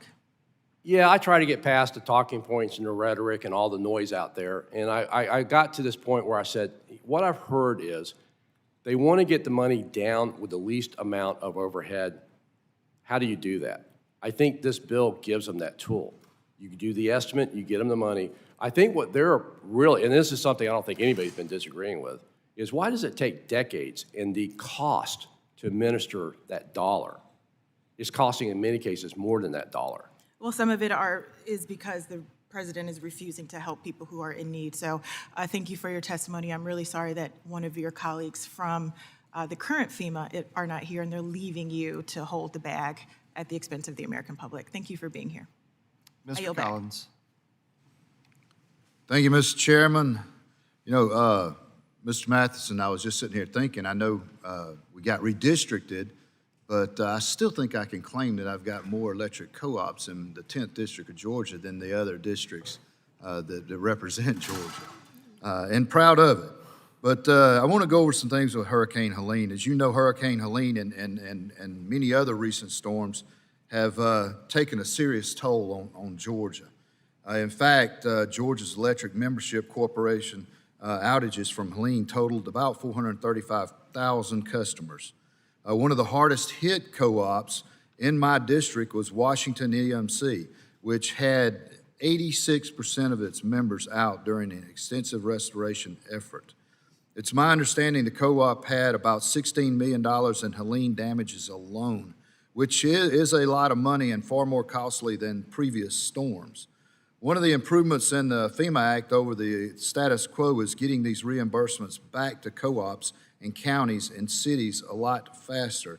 Can you talk about how some new timelines and deadlines for FEMA would be helpful for my constituents back home in Georgia? Sure, I appreciate that. And Georgia, incidentally, has more consumers served by electric cooperatives than any state in the country. So I'm not surprised you have a lot of cooperative members in your district as well. Helene was a significant storm and it affected many states, Georgia being one of them, and the damage was severe. $16 million may not sound a lot to a large investor-owned utility, but for an electric cooperative at a local level, that's a lot of money. And so I appreciate you raising that as a specific example. And making these decisions about moving ahead, getting the public assistance grant quickly, that's how we get started. And this legislation creates a 120-day timeline to make that happen. That will be very helpful for electric cooperatives in terms of reducing risk, allowing them to move forward with what they need to be doing, which is restoring power. The second issue is for the longer-term components of funding. There are times when co-ops are stuck for years holding loans to cover the cost before they get reimbursed by FEMA, and the interest continues to accrue. And this legislation allows for interest reimbursement to be part of FEMA rewards in the future. Now, historically, FEMA has done that in some cases, but it's been really inconsistent where loan interest is reimbursed and where it isn't. And this legislation creates greater certainty in that context, and that will be a significant risk reduction for electric cooperatives as well. So those are a couple of the items that are going to be really helpful for those circumstances. Yeah, and you know, I toured the 10th District and even outside the 10th District when Helene hit. And just the massive undertaking, the setting up of base camps, of co-ops moving in to help, and the teamwork. It is a huge undertaking and a very expensive undertaking to make sure that people get their power back on in a timely manner. So, and it was a good job. No question. Those are linemen that come from all over the country to come and help from other electric co-ops. It's one of the hallmarks of the electric cooperative movement is this mutual aid where when disaster strikes, we go help each other out. And so Georgia had a significant participation from folks all over the country to come and help restore the power. Yes, sir. And that leads into my second question for Mr. Fugate. I'm sorry. I think I pronounced that right. We have also heard of situations where FEMA required contractors to provide to the EMC that FEMA is auditing their pay rates for their employees before FEMA would reimburse the EMC for using a contractor. In what world is a contractor who competes with EMCs and IOUs for linemen, are they going to want to provide their pay rates? Well, it's actual cost, sir. That's the problem. We got to have the actual cost. You got to submit the documentation. Doing estimates gets around that. Okay, but I'm sure you see my point, though, right? Oh, no, sir, I understand perfectly, but you want FEMA to do actual cost. We need the numbers. Yeah. Do an estimate, FEMA don't need the numbers. Yeah. Okay, all right, well, I appreciate it, and you'll back. I think I will. Ms. Shelton. Thank you, Mr. Chair, and thank you, Ranking Member Larson, for holding this really, really important meeting. I can't really think of anything more pressing right now than a hearing entitled Reforming FEMA, Ensuring the Nation's Disaster Readiness Works for Americans. Just going quickly down the line, just to clarify, Mr. Fugate, are you currently employed by FEMA? No, I'm a citizen. Sheng? No? Masson? I am no, not. you're not. Okay, let's No. no. So no one currently working for FEMA, is here to talk about how we reform FEMA. I am so grateful to all of you for coming and helping us to do that, but this is a critical point. The American people send us here to Washington to conduct critical oversight of this administration, and we need to be able to hold the administration accountable for failures here. We have had once-in-a-lifetime flooding in my home state of Michigan. I want to thank you again for being here today, but that point just needs to be reiterated. Severe weather events will not stop. Our communities have to be resilient, and we cannot wait any longer. In April of this year, Michigan was struck by extreme severe weather, causing flooding, tornadoes, and widespread damage. The National Weather Service issued a record number of flash flood warnings and flood advisories, a total of 62 of these advisories for Michigan in April alone. This extreme weather caused 7 river gauge sites to reach major flood stage, and 4 sites set new record crests. Fortunately, the state of Michigan has worked with federal partners, and the president issued a major disaster declaration. The process of rebuilding is underway, but the progress is slow.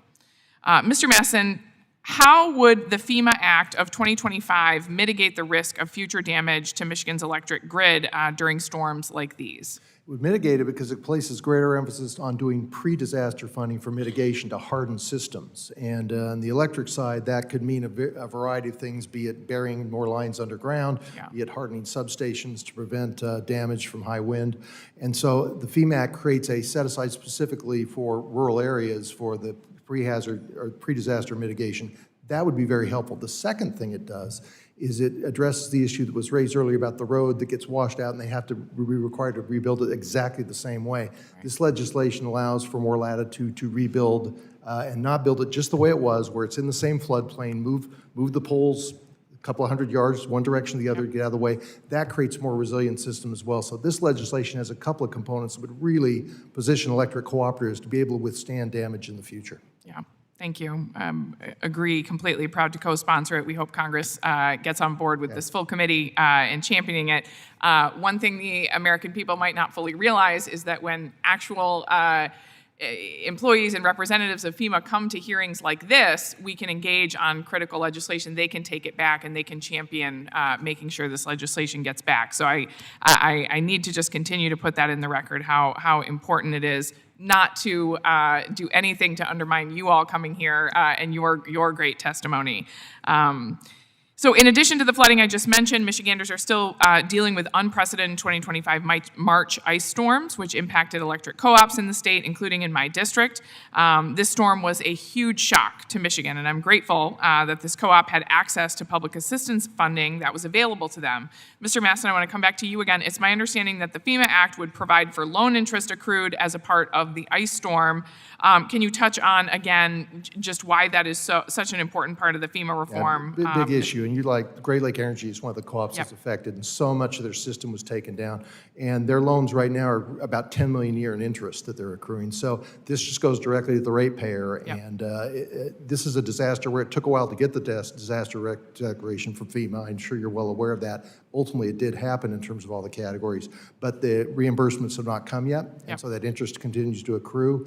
As I said earlier, sometimes FEMA has reimbursed loan interest, sometimes it hasn't. This legislation is going to make it much more straightforward where loan interest is accrued and paid for by FEMA. Yeah, thank you. Appreciate you all being here, genuinely. Thank you so much. I yield back. Mr. Barrett. Thank you, Mr. Chairman. Appreciate the panel for being here today and the candor and insight that you're providing us on the committee today. And I also hail from Michigan, so appreciate the remarks that you made. I think it's important.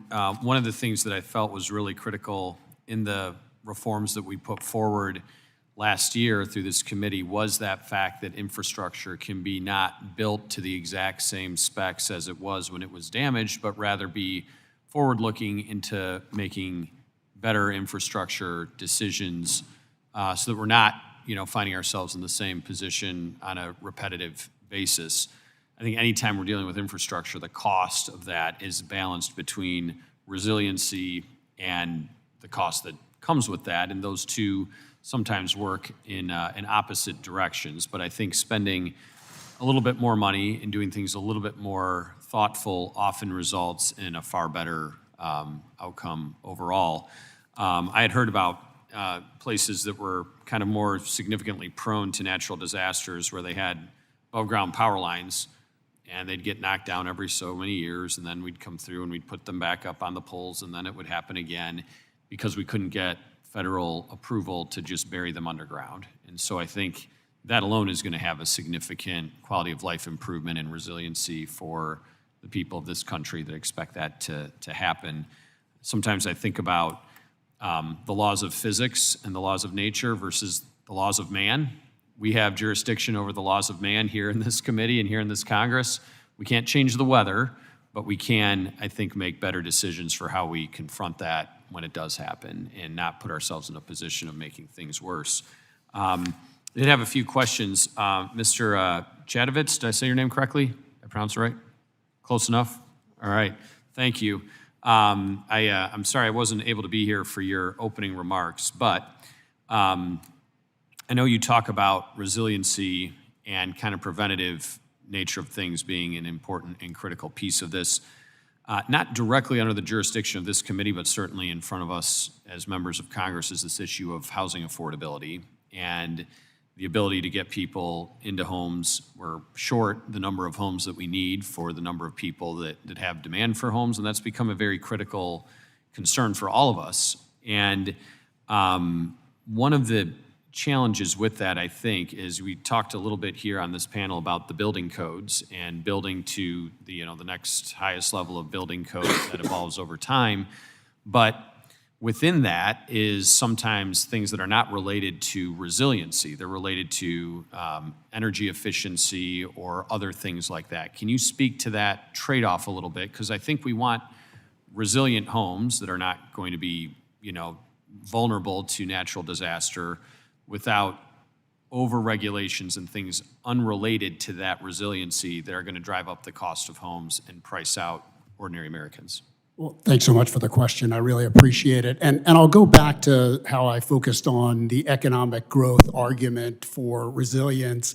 And I'll turn to, Mr. Fugate mentioned the Alabama study, and there's specific numbers that building to the fortified standard would save in claims about $105 million in that area, and then reduce the amount of deductibles that homeowners would have to pay. And so if you're building to those higher standards, you are getting the economic payback. That also is very consistent with the study that we talked about before.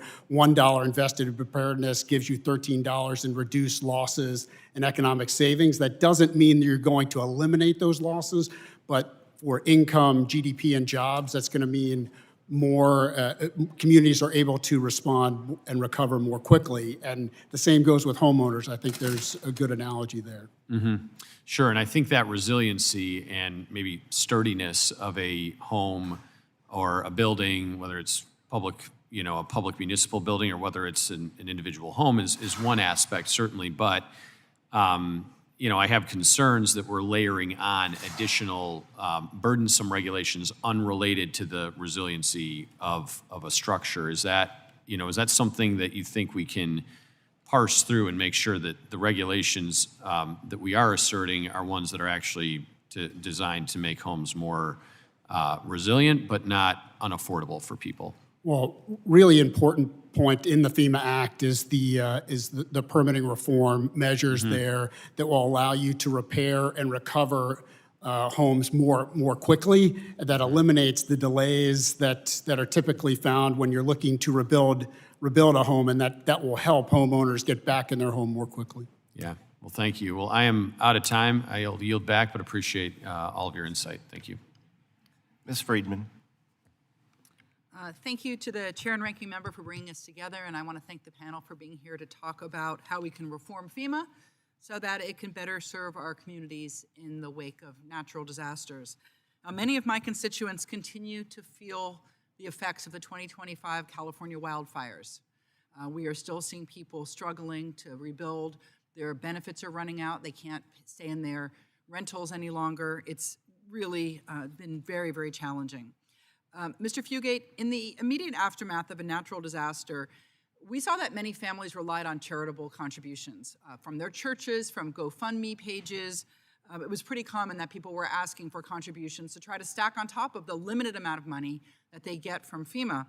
But unfortunately, a lot of these families were surprised later to find out that FEMA deducts, in many cases, those charitable deductions from the award that they were getting for disaster recovery. In some cases, people were being deemed unable to receive any money from FEMA because they had gotten charity contributions through friends and family. This, of course, is extremely difficult for people to hear. Also, the people who contributed realized that they weren't really contributing to victims. They were basically contributing to FEMA at that point because it was taking FEMA out of their responsibility of supporting the victims.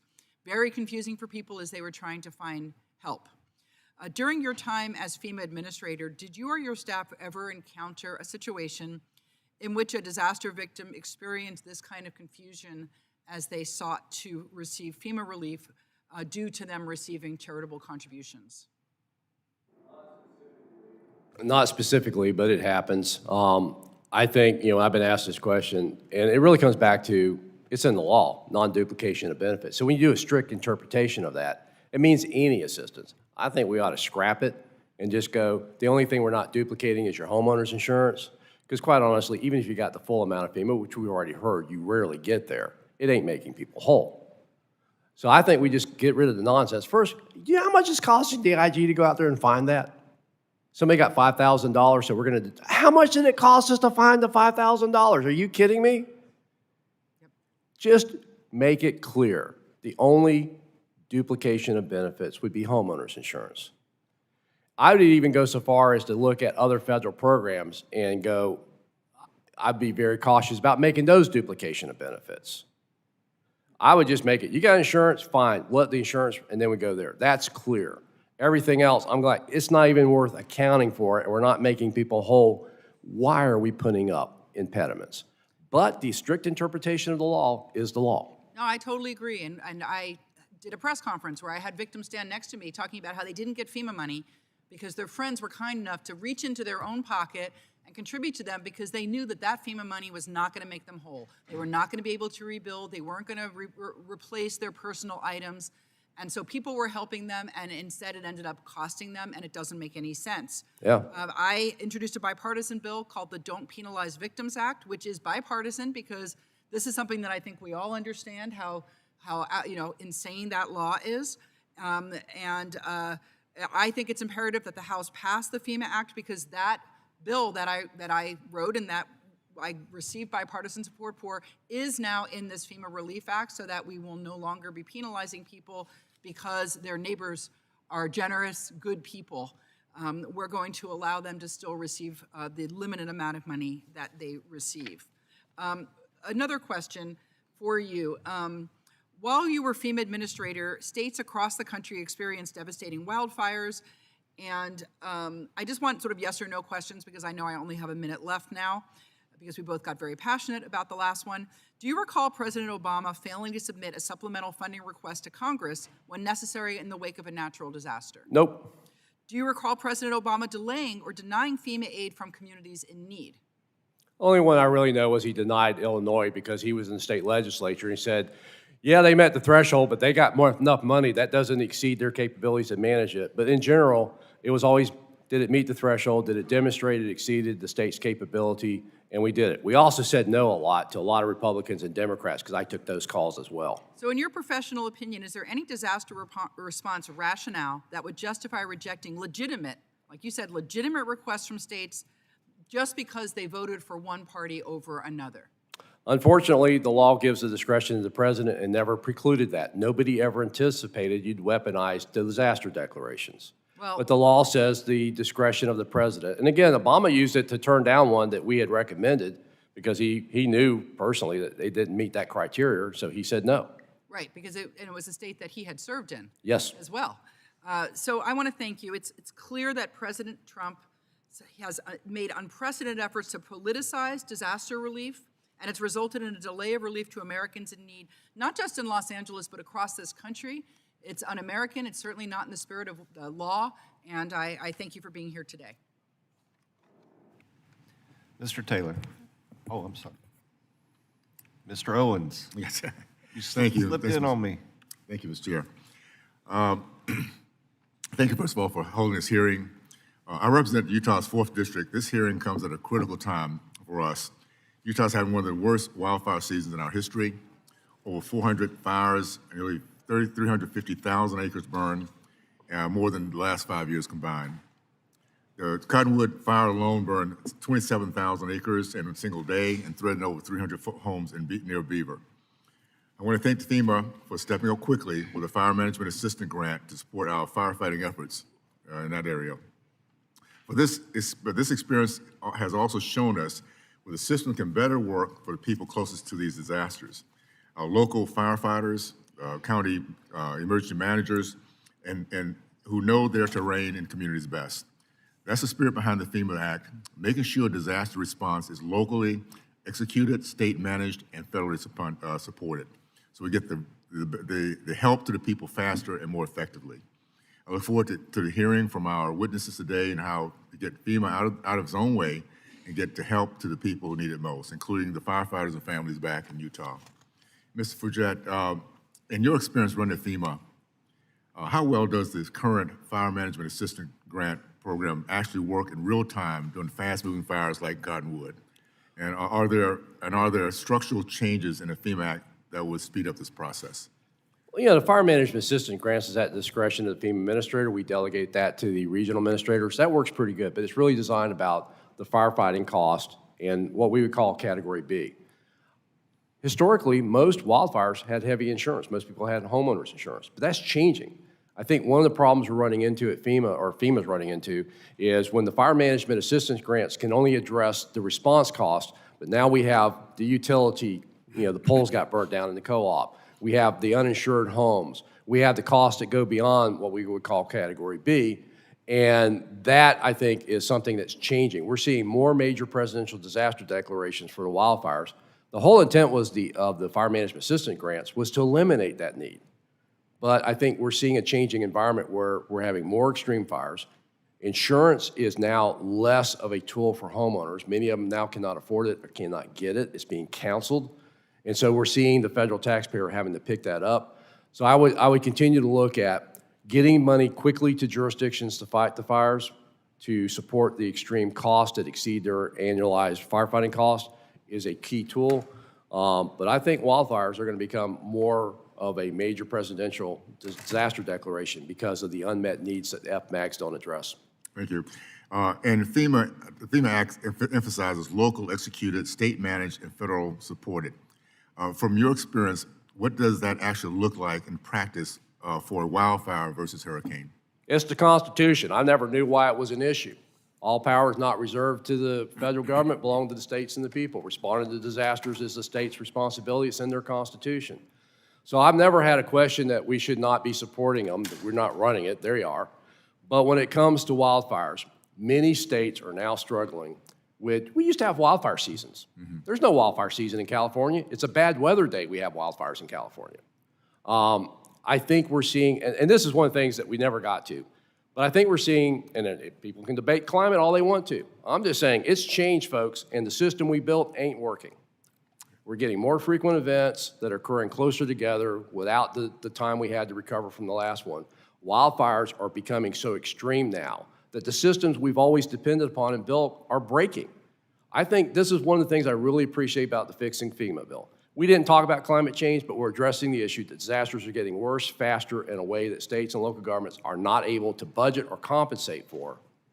And it's giving us more flexible tools to deal with the more extreme events. Thank you. I need to ask the last question, Ms. Matheson. Many of the communities in my district are served by rural electric co-ops. When wildfires take out utility infrastructure, how well is FEMA currently set up to help rural co-ops rebuild quickly, and where does the process fall short? Look, I think that any time electric infrastructure is damaged, whether it's a wildfire or any other natural disaster, the key is to get the lights on as safely and quickly as possible. The FEMA Act is going to give greater certainty to how electric cooperatives go about doing that because the initial public assistance has to be done within 120 days. It removes that uncertainty for co-ops about having the resources to go in and make those repairs. So we fully endorse this bill because of that and other provisions that are going to make life better for electric co-ops in responding to these disasters. Thank you. Thank you so much. And are you back? Ms. Gillen. Thank you, Mr. Chairman, and thank you to our witnesses for being here today. I represent New York's 4th Congressional District, which is a district on the South Shore of Long Island where flooding continues to be a serious threat to many Long Islanders. As you mentioned, Mr. Fugate, Superstorm Sandy devastated Long Island, causing billions of dollars worth of damage. When flooding hits our major roads, it doesn't just disrupt traffic flow, it interferes with emergency response along our critical evacuation routes. As we deal with rising sea levels and stronger, more frequent storms, we must provide the coastal communities that I represent with the federal resources they need to enhance our resiliency and protect our residents and our property.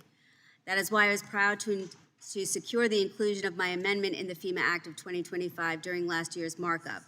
My amendment would require that the FEMA administrator report to Congress on the national need for major flood resiliency investments to safeguard key travel corridors, and to issue recommendations to Congress on ways to reduce flooding and to secure our roadways. Mr. Fugate, as a former first responder and former administrator of FEMA, how important is it to the safety and well-being of Americans, particularly those in coastal communities like in my district, that the federal government invest in flood resiliency along our major travel corridors? Well, it's like asking, should the lights be on? You got to have it. If I can't get there, I can't respond to it. Roads are critical infrastructure, just like power. But we have history here. We tried to do this in the Obama administration, just get everybody to build 2 foot above base flood elevation. That wasn't a big deal. It got reversed. It got put back in. It gets reversed. We got to quit building for the last 100 years. I mean, the American Society of Engineers has standards. It's based upon the 100 years of the past. What in God's name is the past looking like, helping us going forward if everything's a record-setting event? So we got to get past this idea that we're building it back the way it was and build it for future risk. That means we're going to have to over-design and overbuild to what the engineers say, well, that's not a requirement. The function of the road is the function of the road. Just being cheap about putting it back means we're going to be putting it back multiple times.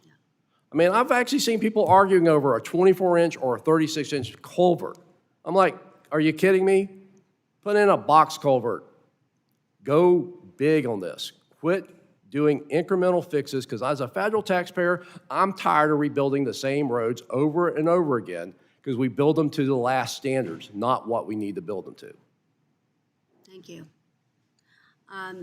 As FEMA Administrator, Mr. Fugate, you also oversaw the agency's preparedness grant programs, including the Nonprofit Security Grant Program, which, as you know, provides essential funding to protect synagogues, churches, mosques, and other houses of worship across Long Island and across our country that are now facing even more heightened risks of attacks. First, I'm concerned because FEMA has still not awarded, I know we don't have anybody from FEMA here today, we have only former FEMA administrators. I'm concerned that FEMA still has not awarded fiscal year 2025 nonprofit security grants on a timely basis, leaving vulnerable communities waiting. And second, while FEMA recently announced the fiscal year 2026 process, it gave states less than 30 days to review and submit all their applications. And as a result, New York State opened its portal on July 1st and then closed it on July 10th. So it gave houses of worship just 10 days to apply over the 4th of July holiday weekend. Mr. Chairman, I request unanimous consent to enter into the record a bipartisan letter I signed urging FEMA to extend this deadline. Without objection. So, Mr. Fugate, do you agree that FEMA should extend the deadline for nonprofit security grant program and do everything possible to give houses of worship a fair chance to apply for this funding? I wouldn't oppose it. As FEMA administrator, I try to make it happen, but you got to remember, we had a secretary that shut down anything over $100,000, and they got a tremendous backlog to cover. And also, these grants have to be spent within the fiscal year. So in addition to telling FEMA to extend it, you also need to consider legislation to extend the funding into the next fiscal year so they don't die at the end of this calendar year. Thank you, that's good, that's helpful. So what other steps can FEMA take to streamline the process to get these vital security dollars to communities that need them? Getting a budget on October 1st would be helpful, because when we get a budget, when you're under a CR, we can't initiate the grants. So when you do a CR, and you do a CR, and then you do an omnibus, and now it's February, and now FEMA's got to get the grants out before the end of the fiscal year, do the budget on October 1st, it will go a lot better. I agree, thank you. Mr. Stoller. Thank you very much. It's unfortunate but unavoidable reality that no matter where you are, a disaster will take place near your home. These disasters upend families, disrupt communities, and have lasting effects on our economy and livelihoods. Therefore, it is critical that the federal government can help prepare communities for difficult times and execute recovery efforts when the inevitable disaster strikes.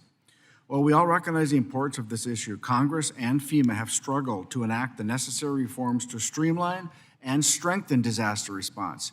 This has rightfully frustrated Americans who have been let down by their government during some of the most trying times of their lives.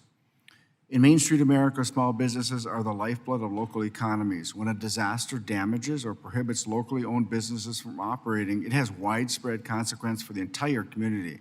While recovery efforts languish in bureaucratic purgatory, investments are squandered, jobs are lost, and people are hurt. Mr. Shadovitz, what impact will the FEMA Act have on small businesses that are affected by disasters? Thanks so much for the question. Interestingly enough, our foundation, together with Verizon, just issued a preliminary report on the impact on small businesses, and what they found was that 94% of small businesses think they can recover from a disaster, but only 31% have contingency plans in place. And about 20% of small businesses also only have budgeted to recover from disasters. So that's what we call the optimism gap. And I think the FEMA Act is well placed to help close that gap. And anything that we can do to reduce the burden on small businesses will be helpful. So, for instance, the universal application or the permitting reforms in the bill would be very helpful to small businesses. Yeah, I agree. Streamlining determinations and the delivery of the assistance is critical for helping these communities when they need it the most. This bill also addresses how we prepare for these events, Mr. Chadovitz. How do the preparedness incentives in this bill help business? Well, we already touched on the building to increase code. So what is the next level of codes that we modernize codes that we can build to? That's one of the incentives in the bill. The one of the other incentives is to call on states to issue potential tax incentives for businesses and households to implement hardening measures. Those kinds of things will help with the sliding scale so that states can receive 85% of the cost share, and that's all helpful in creating a pre-disaster mitigation opportunity for companies in that area. Thank you. Mr. Matheson, the rural electric cooperatives that you provide power to my constituents. They are critical infrastructure assets to districts like mine. When disasters inevitably knock out poles and power lines, how would the FEMA Act expedite the help you need to reconnect our rural communities? It's going to enhance what's already been a critical partnership for years between rural electric cooperatives and FEMA. It's been a great partnership, but it can work better, as I said in my opening statement. And the FEMA Act is going to create greater certainty in terms of timing of payment. It's going to create better opportunities for funding more resilient assets in the future. They're more future-proof instead of just building as is. It's going to allow for reimbursement of loan interest costs when co-ops borrow money because they're waiting for the FEMA grant money to come in. These are all good steps that are going to help electric co-ops in terms of meeting the needs of their consumers. You know, our nation must do better to support disaster-affected communities, and this legislation delivers common-sense solutions to help FEMA work with the people. And I want to thank Chairman Graves for his hard work on this important legislation, and for all of you to be here to testify. You know, currently, northern Minnesota, there's many fires going on as we speak. The fires are moving from west to east. Our staff just got off a phone call with Incident Command and the sheriff and stuff. And so when it's all said and done, there may be a request. And we want our communities to get that funding immediately because that's what they need. That's how they need to get back on their feet. And it's across this whole nation. And I think that working together and as was stated earlier, a funding before October 1st is desirable, and it must happen because we're all counting on it. These disasters, we can't plan on them. Mr. Shavovitz, one of the questions I had, when you said a tax incentive, is that a one-time? One time for each business? Yeah, one time, or is it annual? You know what I mean? I think it's up to each state when they're implementing. Okay, I was just curious. Okay, thank you very much, and I yield back, Mr. Chair. Mr. Frost. Thank you so much, Mr. Chairman. The climate crisis is creating severe weather that is more frequent and more deadly across the entire country, and especially in my home state of Florida. That's why protecting my community from severe weather through preparedness, recovery, and mitigation has been a top priority since my first election. Besides the danger of the storms themselves, Floridians are becoming climate refugees thanks to the skyrocketing cost of homeowners insurance. Florida, along with Louisiana and Oklahoma, has the highest homeowners insurance premiums in the nation. Many insurance companies have left Florida, and thousands of Floridians are gambling with no insurance or left for settling for Florida's insurer of last resort, Citizens Property Insurance. Citizens nowadays is not that much better than being uninsured. It denies claims and then forces customers into an unfair arbitration process that the company almost always wins. It's something my office is currently investigating. We have to deal with this property insurance crisis as quickly as possible. Mr. Waller, insurance affordability is a housing affordability issue. How will the FEMA Act investments in FEMA's mitigation programs help lower homeowners' insurance premiums in disaster-prone states like Florida? Thank you. I really appreciate the question. So one of the things is the money for the retrofit program. That money would go to make homes, individual homes, more resilient so they can better withstand storms. So if you do that and that house is more resilient, there's going to be less risk for that house, and then the premiums will follow. So if it's less likely to get damaged, or if the damage is going to be less severe because it's been hardened, then I think the premium will follow, and it'll drop with the risk. Thank you. Mr. Fugate, from the perspective of a former FEMA administrator and former director of FDEM, the premier emergency preparedness in the entire country, how can Congress work with FEMA to ensure that insurance companies are paying out the full amount of insurance claims that my constituents are owed after a storm? It's one of the things I hear about the most when I go knock doors after a hurricane. Yeah, well, it ain't going to be FEMA. It's going to be your state insurance commissioners. They regulate it, they enforce it, and they're where this goes. But I would say that one of the things about giving FEMA, because you know this, we've got people that have paid off their mortgage and are going bare because they can't afford $7,000 to $8,000 on fixed income. So when those homes get damaged, they're losing everything. We saw that in Ian. At least with this bill, we can repair their homes and get them back in it. So in absence of an insurance solution, this is addressing that gap. But I also have another idea. We have BRIC. Courts just ordered FEMA to do it again. Building resilient infrastructure in communities. Let's change it to what we really wanted to do. Building and sustaining insurable communities. We ought to be building back as a standard of what the insurance industry will insure.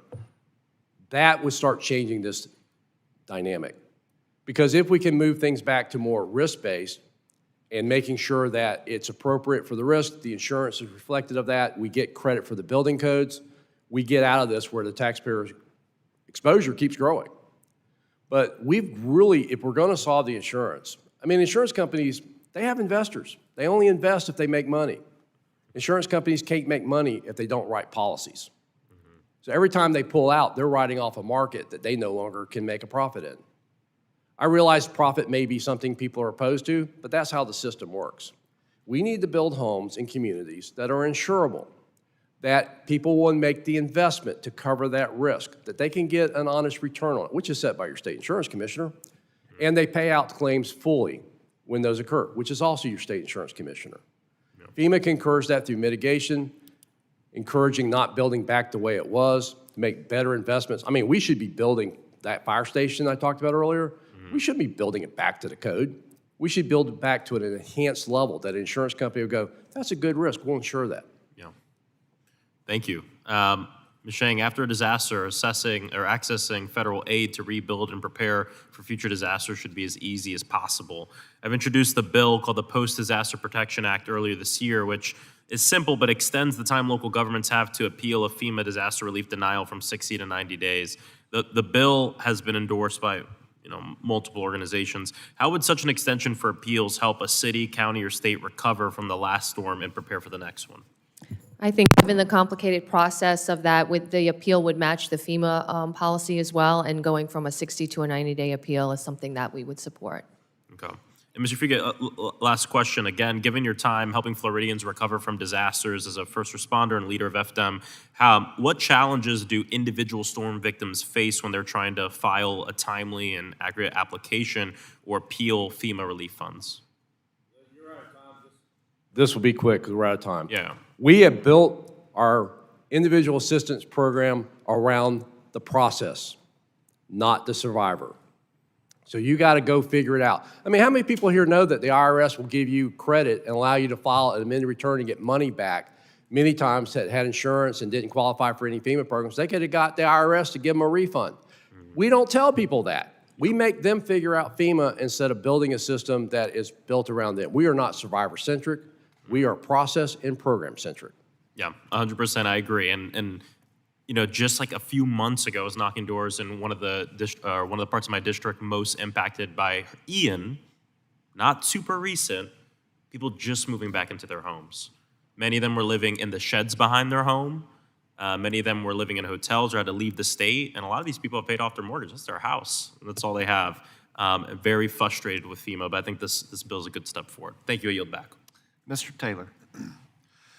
Thank you, Chairman, for holding this meeting, and thank you also to our witnesses for the time and sacrifice you made to be with us today and for your expertise in this matter. We really appreciate it. I represent several counties along the Ohio River, and during heavy seasonal rains, flash floods threaten communities along the river. This is where FEMA needs to have policies and procedures in place to support communities before, during, and after natural disasters. I was proud to support the committee's work on H.R. 4669 and the common sense reforms we passed earlier this Congress to reform FEMA and serve our constituents better. I'm looking forward to moving this bill through the full House. I represent Appalachian communities across Southern Ohio that unfortunately struggle with broadband access. Without reliable internet access, many of my constituents use AM radio to get natural disaster warnings and evacuation instructions. H.R. 979, the AM Radio for Every Vehicle Act, which I'm a proud co-sponsor of, mandates the inclusion of AM radio platforms in all new passenger vehicles. Several members of the panel are in very rural area adjacent situations, so by a show of hands, who else supports having an AM radio for all new vehicles? Okay, thank you very much. I appreciate that. Under the previous administration, we saw irrefutable evidence of what we long expected, that FEMA was staffed with and policy was driven by highly partisan individuals who openly discriminated against and endangered conservative victims of disasters. The fact of the matter is it's impossible to staff a nonpartisan agency in Washington, D.C. We have a lot of agencies in Washington, D.C. that are called nonpartisan. It would take an amazing amount of naivete to believe that we actually have them. I applaud this administration's effort to move vital agencies out of this area. FEMA's decisions and policies are literally life and death. They cannot be made by ideologues. It should be on top of the list of agencies to be moved. Not only would it solve the inherent bias issue, it could place the agency in a location where it could be more responsive to the victims of disaster. But for now, it's located here. Is any member of the panel aware of efforts currently being made to root out the bias in the agency?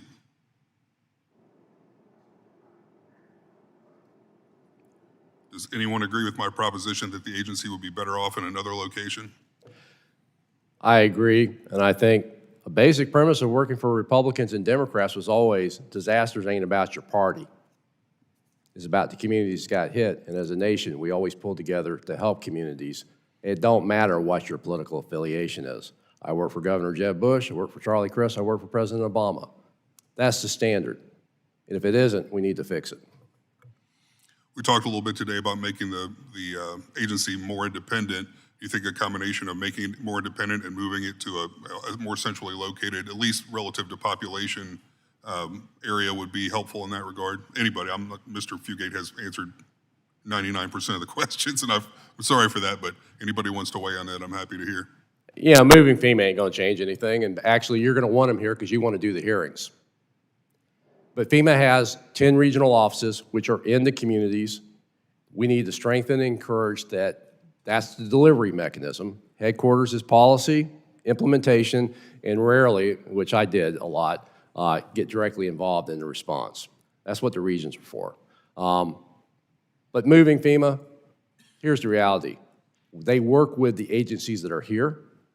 You want them to account for stuff. They need to be near the White House as the president's principal advisor. Putting them in the middle of the country does nothing but break that.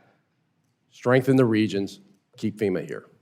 Okay, I might have misunderstood you. I thought earlier you said you thought it should be moved out of Washington, D.C., but you think it should be kept in Washington, D.C. No, I never said move it out of D.C. It says, Okay. if Might have people said they misunderstood want to what move it out of Homeland Security, I wouldn't oppose that.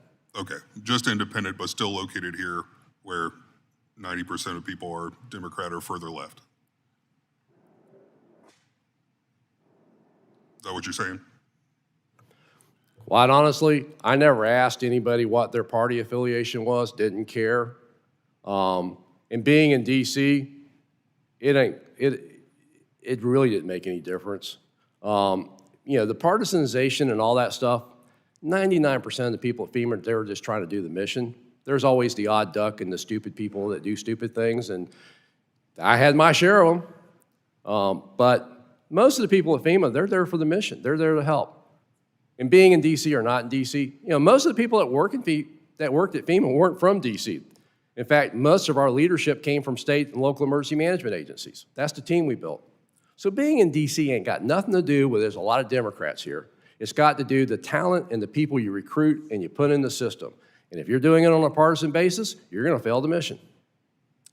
Well, you're recruiting in an area that has 90% plus Democrats, and you're trying to get a bipartisan staff. You think that's possible?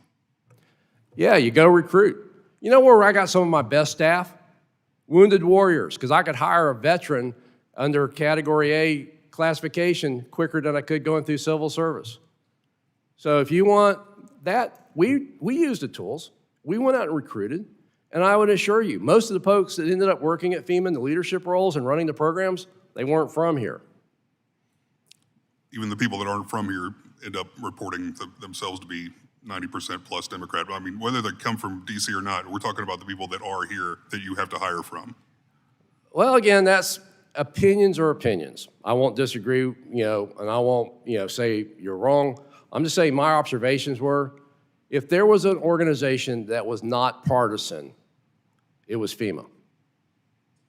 Glad to hear it. Thank you. Thank you again, everybody, for being here. Mr. Carbajal. Thank you very much. I look forward to getting some data from my colleague, Mr. Taylor, who I like very much, but a lot of opinions and not enough facts. And I sure hope I get that data that supports his sort of political bias that he's talking about, other than just a thought or thinking of it. So I look forward to getting that. Don't think I'll get it, but I look forward to getting that. Ms. Lee Shang, I have heard from local governments on California's Central Coast that they're waiting months, in some cases years, for FEMA reimbursements needed to recover from the 2023 and 2024 storms. At the same time, Ranking Member Greg Stanton has raised concerns that FEMA personnel and resources have been diverted to support immigration enforcement activities. Are counties seeing any evidence that FEMA's disaster recovery workforce or capacity has been diminished? And if so, how has that affected the timelines of public assistance reimbursements? Obviously, I think at the county level, we're a little bit immune of what goes on at the national level, but certainly we support FEMA's mission of helping with disasters before, during, and after disasters, and we certainly want FEMA fully staffed. Thank you. Ms. Lee Shang, across my district spanning through California's Central Coast, local governments have identified nearly $100 million in delays for FEMA reimbursements. In Santa Barbara County alone, there are 23 projects totaling nearly $36.9 million still waiting reimbursements. Boy, that partisan Secretary Noem had $100,000 that had to go before her. It's appalling why reimbursements haven't gone out. San Luis Obispo County reports more than $21 million tied up in large projects. In review, and Ventura County Hospital reimbursements claim that they have been waiting for years for obligations. What do delays like this mean for county budgets, infrastructure projects, and the ability to prepare for the next disaster? Well, I think there is widespread agreement on the reimbursement process taking a long time. Certainly, I think that everybody who looks in disaster management knows that's something that can be approved upon. But certainly, very, very hard on smaller counties that don't have the debt capacity, don't have the tax base to support having those funds, the immediate needs in front of them with a disaster, and having the financial resources to counter that. So this is probably one of the largest segments of this FEMA Act that NACO supports, and we want that the processing time to get reduced in the form of giving upfront spending. Thank you. Ms. Lee Shang, some of the counties and local governments I represent describe constantly changing documentation, requirements, and repeated requests for information throughout the FEMA public assistance process. Some have shared that they have had to repeatedly resubmit documentation and respond to changing guidance as different FEMA staff become involved in their projects. Is administrative burden becoming one of the biggest obstacles to disaster recovery? I think when we looked at this, the task force, as well as our NACO members, looked at this as well. Yes, that is the common theme that we have seen. It's complicated, there are delays, it is slow, and sometimes you have to start a process over again. And so I think when we discuss it at NACO, that is the widespread belief, is that we need to streamline these processes, and it'll get the funding to the counties quicker. Thank you. Now, if I was being political, like my previous colleague alluded to, this administration has put in tons of Republicans into public service. Is this what we get? Ms. Shang, you don't even have to answer that. That was a rhetorical question. FEMA's public assistance program was designed to help communities recover after disasters. But again, many local governments now describe the reimbursement process as unpredictable and taking years to complete. In your view, what has changed, and how can Congress restore a more timely process? Well, I think the FEMA Act is critical. I think, from a county perspective, we will see a disaster happen, and we will quickly try to do after-action reports and respond quickly to make it better. Certainly, when you look at a federal system with the amount of departments that are there, it's a very large system. It's very difficult to make quick movements and changes. It takes an act of Congress to do it, I'll say, and that's why we support the FEMA Act. But we just generally believe that emergency management and disasters are coming at us at a quicker pace. They're very complicated. We're having new challenges, and all we want at NACO is to have our disaster relief match the challenges that we faced, and so that we really believe this reform is necessary. Thank you. In closing, let me just say, DOGE was supposed to make things more effective and efficient. It ended up costing us more, and it made things burdensome, chaotic, and bureaucratic. Thank you so much. With that, Mr. Chairman, I'll yield back. Mr. Cowley. Thank you, Mr. Chair. We all know that FEMA has had a lot of problems, and the FEMA Act, which cleared this committee earlier this year, is certainly a major step in the right direction, and this is the way that legislation really should be done. It was done in a bipartisan way with a huge amount of local input to actually identify what are the problems on the ground, how can we improve disaster response in this country. And this is of particular concern for a lot of folks in California, where we've been hit by some truly devastating wildfires. Of course, we've all seen in the aftermath of the LA fires how many homeowners have struggled to be able to rebuild and how the process has been incredibly slow there. But perhaps even more so in several communities that I represent, much smaller communities that were struck by fires that weren't necessarily on the national radar, but then they just went through terrible ordeals trying to rebuild their communities in the aftermath, people not being able to access their home, not even be able to start rebuilding on their home. Mr. Fugate, you mentioned in your testimony one of the provisions of the FEMA Act dealing with repair authority. So could you just talk a little bit more about that, how it might help homeowners in this type of circumstance who are trying to recover and rebuild? Yeah, I mean, this is basic, Economy Act. If you're not appropriated and authorized to do something, you can't do it. Nowhere in the Stafford Act does it say FEMA can do permanent repairs. So we use shelter authority and we weasel word it and try to figure out how to do it. This would give clear authority. So instead of putting a tarp on the roof at about $7,000 to $10,000, we can actually repair the roof. Now, if the home's burnt to the slab, this is not going to help them.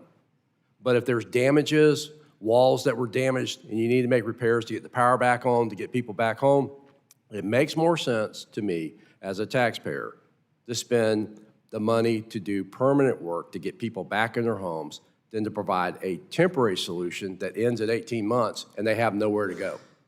Yeah, total common sense. For folks who have been through the trauma of losing their home, the last thing they need is to have arbitrary bureaucratic barriers that stand in the way of getting back in their home or starting to rebuild their homes.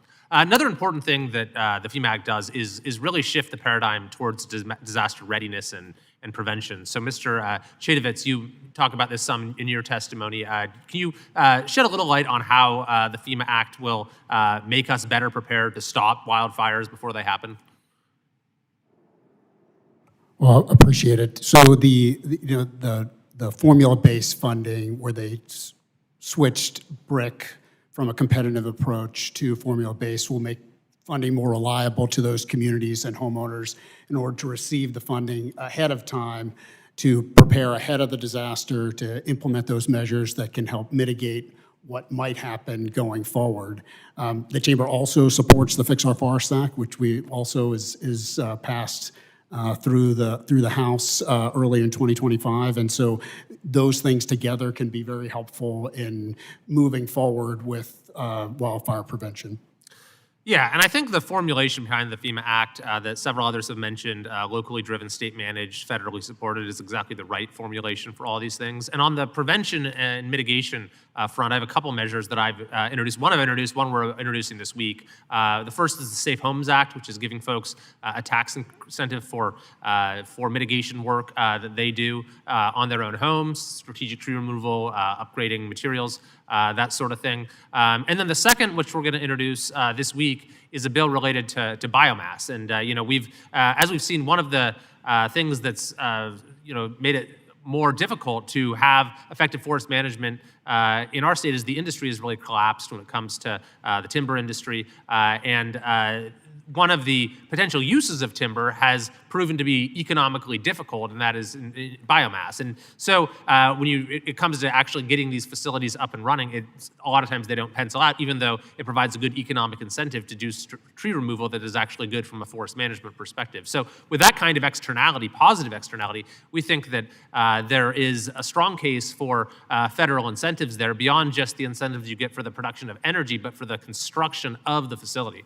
So this week, we're going to be introducing legislation that will provide a total 30% tax credit for the cost of building a biomass facility, which is another thing that I think will move us in the right direction in terms of prevention, and we'll have a host of other benefits as well. So thank you, Mr. Chair, for convening this hearing. I hope to see the FEMA Act enacted into law this year, and I yield back. Ms. Titus. Thank you very much. Thank all the panelists for being here. I was the ranking member of the Emergency Management Subcommittee, so I've long been working on these issues. And one of the things that has concerned me is getting FEMA to recognize and be involved in a disaster that greatly impacts my district, and that's extreme heat. You know, extreme heat kills more people every year than tornadoes and hurricanes combined, and floods. Last year, there were nearly 300 heat-associated deaths in southern Nevada, and just this weekend, temperatures have already reached 111 degrees in my district. That's why, along with Mr. Stanton, I introduced the Extreme Weather and Heat Response Modernization Act. This was to bring FEMA more into the process to help them better address the issue of extreme heat and provide communities with more resources like cooling centers to address the issue and keep people safe during these times. Key provisions of the bill were in the FEMA Act, which I'm very pleased passed out of this committee last year. One of them was to convene an advisory committee to study periods of disaster that are slow onset or non-contiguous, which is what extreme heat is. So I would ask you, President Lee, in your testimony, you talk about how the Jefferson Parish experienced 43 consecutive days of record-breaking heat in recent years. Now, that's a different kind of heat from in Las Vegas. That's not a dry heat like we have, but it's just as threatening. I wondered if you could talk about some of the challenges you faced at the local level responding to this kind of non-traditional natural disaster, and how having federal support would help you to mitigate the threat. I think what you said is very key, that it's a non-traditional disaster, and certainly that has been our experience where I come from in Louisiana. In 2023, we had 43 days of record-breaking heat. That hazard, I generally like to say it hazards make babies. That hazard caused an infrastructure line to break where I had to turn off the water for 100,000 people. That hazard of drought also caused something called saltwater intrusion, which I didn't even know about at the time, which threatened the entire drinking supply in the greater New Orleans area. So again, this is the importance of the FEMA Act, is we are seeing different kinds of challenges, different kinds of hazards that we've never seen before. We had snow where I come from in Louisiana. We've never had snow before. So it's very frightening, to be frank, and we want as a country to have a disaster reform and disaster response that matches the new challenges that we face. I appreciate that, and this is going to get worse with climate change. We're going to see more of these kind of instances, and we're going to see it in places where you haven't seen it in the past. Extreme heat doesn't get the attention that it deserves because it doesn't make for good TV. You can't see the big flood, you can't see the tornado results, and it's more prolonged. When did it start? When did it stop? Who all is impacted? Can you offer any suggestion for how FEMA might better work with local governments on this issue? Well, I think especially in this act, what we want to see is mitigation reform, and that is something that, especially with heat, for where I come from, it's challenging to all of our infrastructure. Not only does extreme heat affect people in vulnerable communities, but it also affects soil conditions. So a lot of things are going on underground that you don't know about that are going to pop up. So I think the mitigation piece in this and moving to a project-based mitigation instead of a competitive will help on that front. Thank you. Mr. Chaitovich, we're talking about how heat impacts lives, but it also impacts livelihoods. Can you talk about kind of how the toll of extreme heat is on industry? Well, thanks so much for the question, and I agree with President Lee Shang about the kind of the multi-hazard nature of heat and its relationship to drought, and drought has direct relationship to the economy, impacting not just agriculture, but sectors across the economy, like electric cooperatives. Also on forest fires, you're seeing more connection with the drought and the heat and the forest fires. Sure, the issues related to wildfire that were raised earlier, the pre-disaster mitigation provisions in the bill to look ahead of the next disaster so that we can address an all hazards approach, I think is an appropriate way for FEMA to address this, and the bill is well positioned to do that. We see a lot of spread of data centers in wide open spaces in the Southwest where heat is an issue, and how's that going to connect to water use and power use? I think it's going to be part of this discussion. Can you repeat the question? I didn't. Well, it wasn't really a question. It was just an observation Okay. about Yes, the ma'am. impact of data centers on this as well. Thank you. I yield back. Ms. King-Hines. Thank you very much, Mr. Chairman, and thank you to all of you for your insight and sharing your experiences so that we can all learn and hopefully be better contributors in terms of the reforms that we're discussing. I represent the Northern Mariana Islands, where we have been through more than enough named disasters that we don't measure disasters by years anymore. We measure them, we don't measure time by years, we measure them by storms. And every time we try to get back on our feet, something else knocks us down. And just to give you context, we got hit by Typhoon Soudelor in 2015, which was described as the world's strongest tropical cyclone. And then in 2018, we got hit by Super Typhoon U2, which was described as the strongest storm anywhere on Earth in 2018. And then 2020, we all got hit by the pandemic, which basically brought global tourism down to like a standstill. And because, tourism is our economy, it killed that too. And then earlier this year, and by earlier, 2 months ago, we got hit by Typhoon Sinlaku, which lasted for 4 days and was described as the world's strongest storm of the year.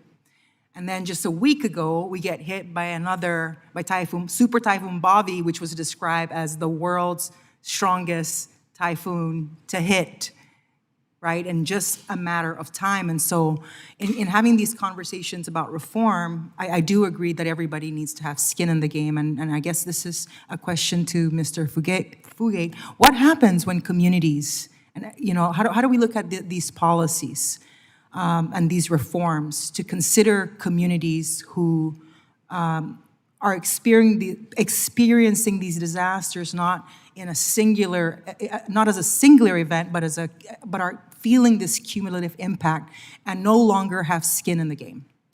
That no longer have skin to give.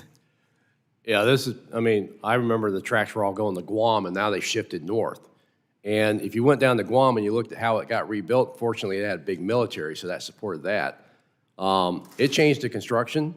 There were no more wooden poles. Everything was concrete. They had to harden. And I think that's where, from a federal taxpayer, the advantage is we should not be putting CM&I back the way it was. We should be building for the fact that you're going to have continual exposure to super typhoons. And a lot of construction that people would think would be appropriate don't work there. That costs more money on the front end, but it doesn't make sense to keep rebuilding every time. And as you pointed out, the frequency of the occurrence of these, it was for a long time. Guam got hit. Saipan and CM&I got outskirts. Now you're getting hit directly. And this is kind of like how Southwest Florida feels, and get hit like 3 hurricanes in a row. You get to the point where we can't keep doing what we've been doing and expect it to work. I think that's where the bill gets to, is we're going to have to change what we're doing. But I think more importantly, this concept of building back based upon 100 years of data and standards won't work, especially in your situation. So we have to build for future risk. We have to build as if super typhoons are not rare events. And I think that's a hard thing for people to get around, because they think of these as singular events, and they're not. But communities get hit hard, they go, that was our disaster for 100 years, and we'll go back to the way it was. And then it happens 5 years later, and they go, I thought you said that was a 100-year event. They have no idea what that means. It's like every other month now. It does not make sense to do incremental improvements, because it will only fail for the next one. It's like rebuilding a fire station that got hit by a Category 4 hurricane and building it to the building codes. It will fail in the next Category 4 hurricane. Why don't we build it for the function? So I think that's really, this bill gives that flexibility, but it's also going to come back to FEMA working with the governor and Congress. There are going to be some cases where the rebuilding cost will be substantially higher in the territories than it would be domestically. We had to rebuild homes in American Samoa. People had heart failure at what it cost. We also have Buy American, which also conflicts and causes problems because all the resources have to come from the mainland. But if you build it back the way it was, you'll have it destroyed again. It's as simple as that. Thank you for that. I'm running out of time. I yield back. Thank you, Mr. Chair. Mr. Garcia. Thank you, Chairman, Ranking Member, and to all of our witnesses, of course. Let's be clear why we're here. The President is weaponizing the federal disaster aid process. Since 2025, residents of Illinois have faced severe storms and tornadoes that have damaged homes and businesses. In my district, communities like Burbank, Summit, and Chicago's southwest side endured intense thunderstorms last July. This heavy rainfall flooded roads, overwhelmed drainage systems, causing severe flooding of people's basements. Flooded basements cause mold, which creates health hazards for residents, especially children and the elderly. Families have been forced out of their homes while expensive repairs are made. Despite the extensive documented damage from the July 2025 storms, the president denied the state's major disaster request. Unfortunately, it wasn't surprising. The decision fit the larger pattern of denials of requests from Democratic governors. It is yet another example of the president's willingness to put politics over working families who are the affected ones. This hearing is also timely due to the release of a report by the Subcommittee on Energy Management detailing how FEMA staff and resources are being shifted to support ICE and CBP. Let's let that sink in. The people tasked with responding to disasters in the U.S. were diverted to provide support for executing arrests, raids, and patrols for ICE and CBP. The same ICE and CBP that killed Lorenzo Salgado Araujo in Houston, Joan Sebastian Guerrero in Maine, Silverio Villegas Gonzalez in my district in Chicagoland, Alex Preddy and Renee Gold in Minneapolis, and others over the last year and a half. The Trump administration deportation machine truly knows no bounds. This report clearly lays out how this administration has repeatedly undermined FEMA's primary mission. My questions. Mr. Fugate, thank you for being here. In your opinion, why is it important that the FEMA administrator have clear operational authority over the nation's emergency management system, free from interference from DHS? Do you really want a committee coordinating the response? Because that's what happens when everybody has a say. Giving FEMA, the administrator, which the law says they've got, but if they're not allowed to do that, now they're having to go through all these other people who weigh in, who have their ideas of how to do it. That's the problem. You can't run disasters by committee. You need to put people in accountable positions. And remember, FEMA's not running the disaster. FEMA's running the federal response in support of the governor. And so that ability to do that job, to execute on behalf of the president where the authorities arise, to meet the needs of those states, not always giving them what they want, but what the law allows, and working as much as possible to get to the margins. That's the job. And when you have to go through multiple opinions, other people weighing in, a secretary that imposes a $100,000 purchasing a limit, which in FEMA would be like a joke. I never did anything that was under $100,000, which meant now when I activate, to send the search and rescue teams to Texas for the flood, that's $1 million to crank up a team. And they got to get permission to do that. You know how much time that delays? Those are the kind of decisions we had told our staff, make them, we execute. You gave us that authority. You gave us authority to respond before a governor asked for help. But if you got to get a committee to make a decision, you're losing every advantage you gave FEMA. And if they're not executing the authority, it slows down response and it causes more problems. Thank you, sir. And just quickly, does a reduced FEMA workforce impact the agency's ability to lead and support comprehensive emergency management system? Well, you're not going to like this answer. The answer is yes and no. Yes, because of the complexity of how we run things. If we did the FEMA Fix FEMA Act, we can run it with a lot less people. Most of the staff are tied up in recovery. If we simplify procedures, we can do it with fewer staff. Running it as today, it takes a lot more people than you realize. Thank you, sir. And that's why I support this bill, because emergency response and disaster relief should be nonpartisan. It shows how absurd the structure at DHS is. I'm ready to approve this bill. Thank you. Mr. Petronas. Thank you, Mr. Chairman, for having this important meeting today. Ladies, gentlemen, thank y'all for being here, and especially your expertise and time. Mr. Fugate, thank you for your service to the state of Florida and also our nation. It's a thankless job. You take a lot of arrows in the front and the back over your career. Hate that you come from Gainesville, but it is what it is. But really, you're admired and appreciate for your candidness today. I had the honor of being the state CFO and fire marshal in Florida for about the last 9 years and had 9 hurricanes that we respond to, and it was interesting watching the evolution of people's confidence and ability to make decisions over time as they kind of understand what the battle rhythm of what to expect. The one thing that I've learned, and I point out to people all the time, especially when it comes to the insurance claims process, and you think about a person that lives in their home. Most people in America, if they're in the ability where they bought a home, they're living at home, they bought it. And you think about how much smaller that audience is. Maybe the home they live in, they built it.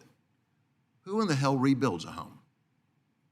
You know, it's overwhelming. And I keep on speaking just to the point of where I'm most familiar with hurricanes and the trauma and the vulnerability and the challenges and the fussing at local government. And there's a reason why they call these events disasters. They don't move smoothly.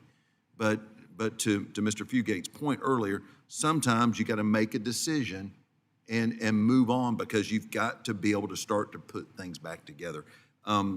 Your comments regarding, you know, allowing FEMA to get into the space of rebuilding, I would like you maybe to elaborate on that because that's always been something I was excited about. You know, instead of giving somebody $37,000 or $38,000 worth of living expense money over the period they're entitled to over 18 months, you could have given them, you know, $9,000 and they could have fixed their roof and they'd be back in their home. Where's the impasse for those type of solutions from becoming a reality? Why can't we have that on a consistent basis?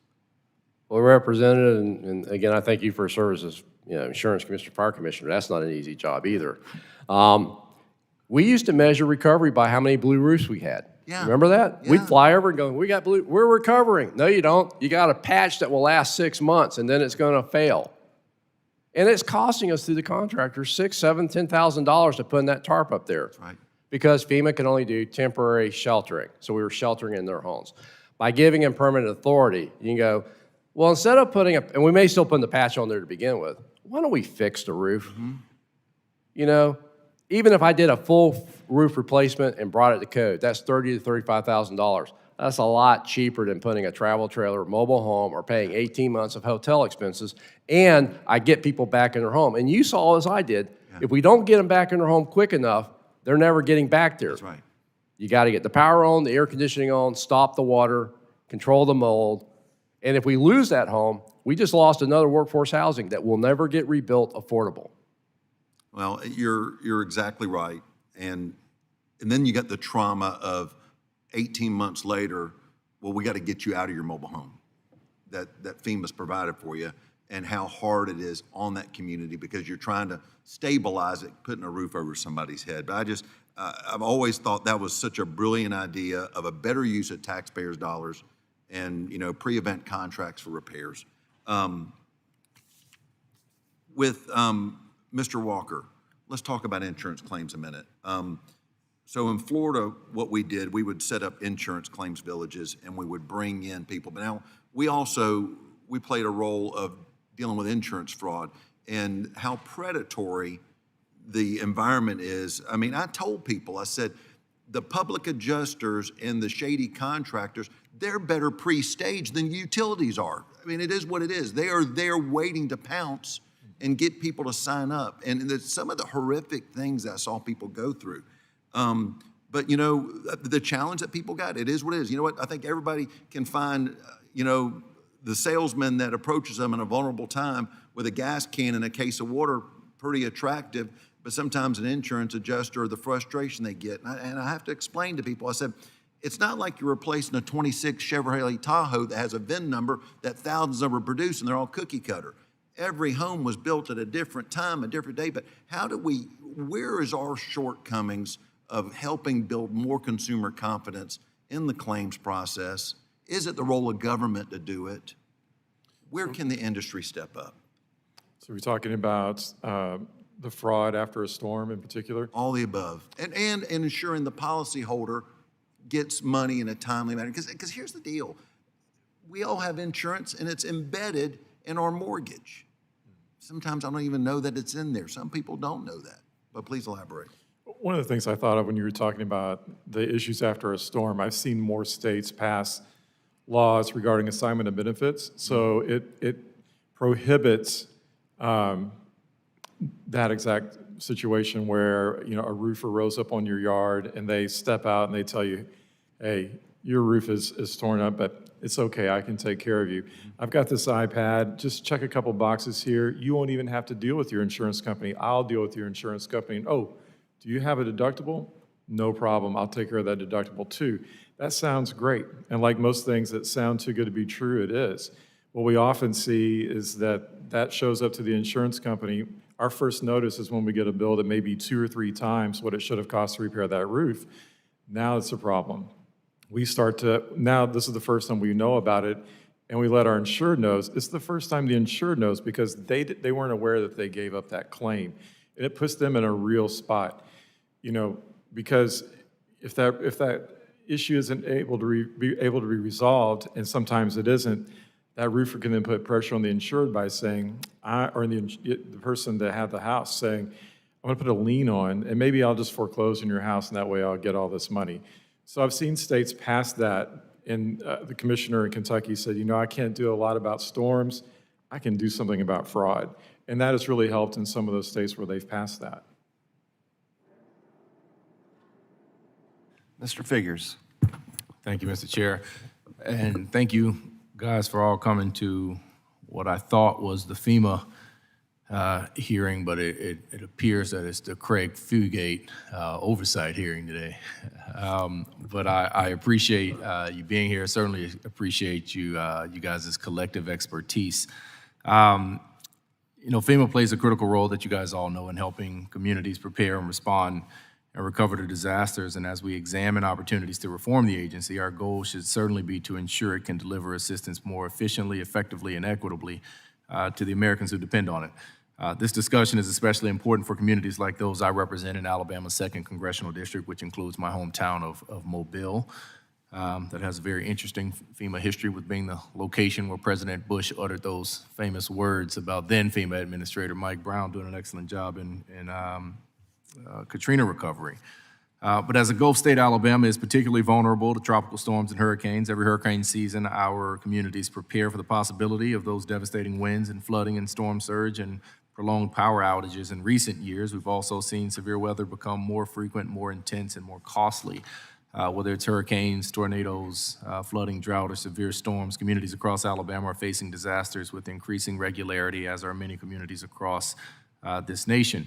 Over the past 5 years alone, Alabama has received at least 6 major disaster declarations, and communities across the state continue to face severe weather events that strain local resources.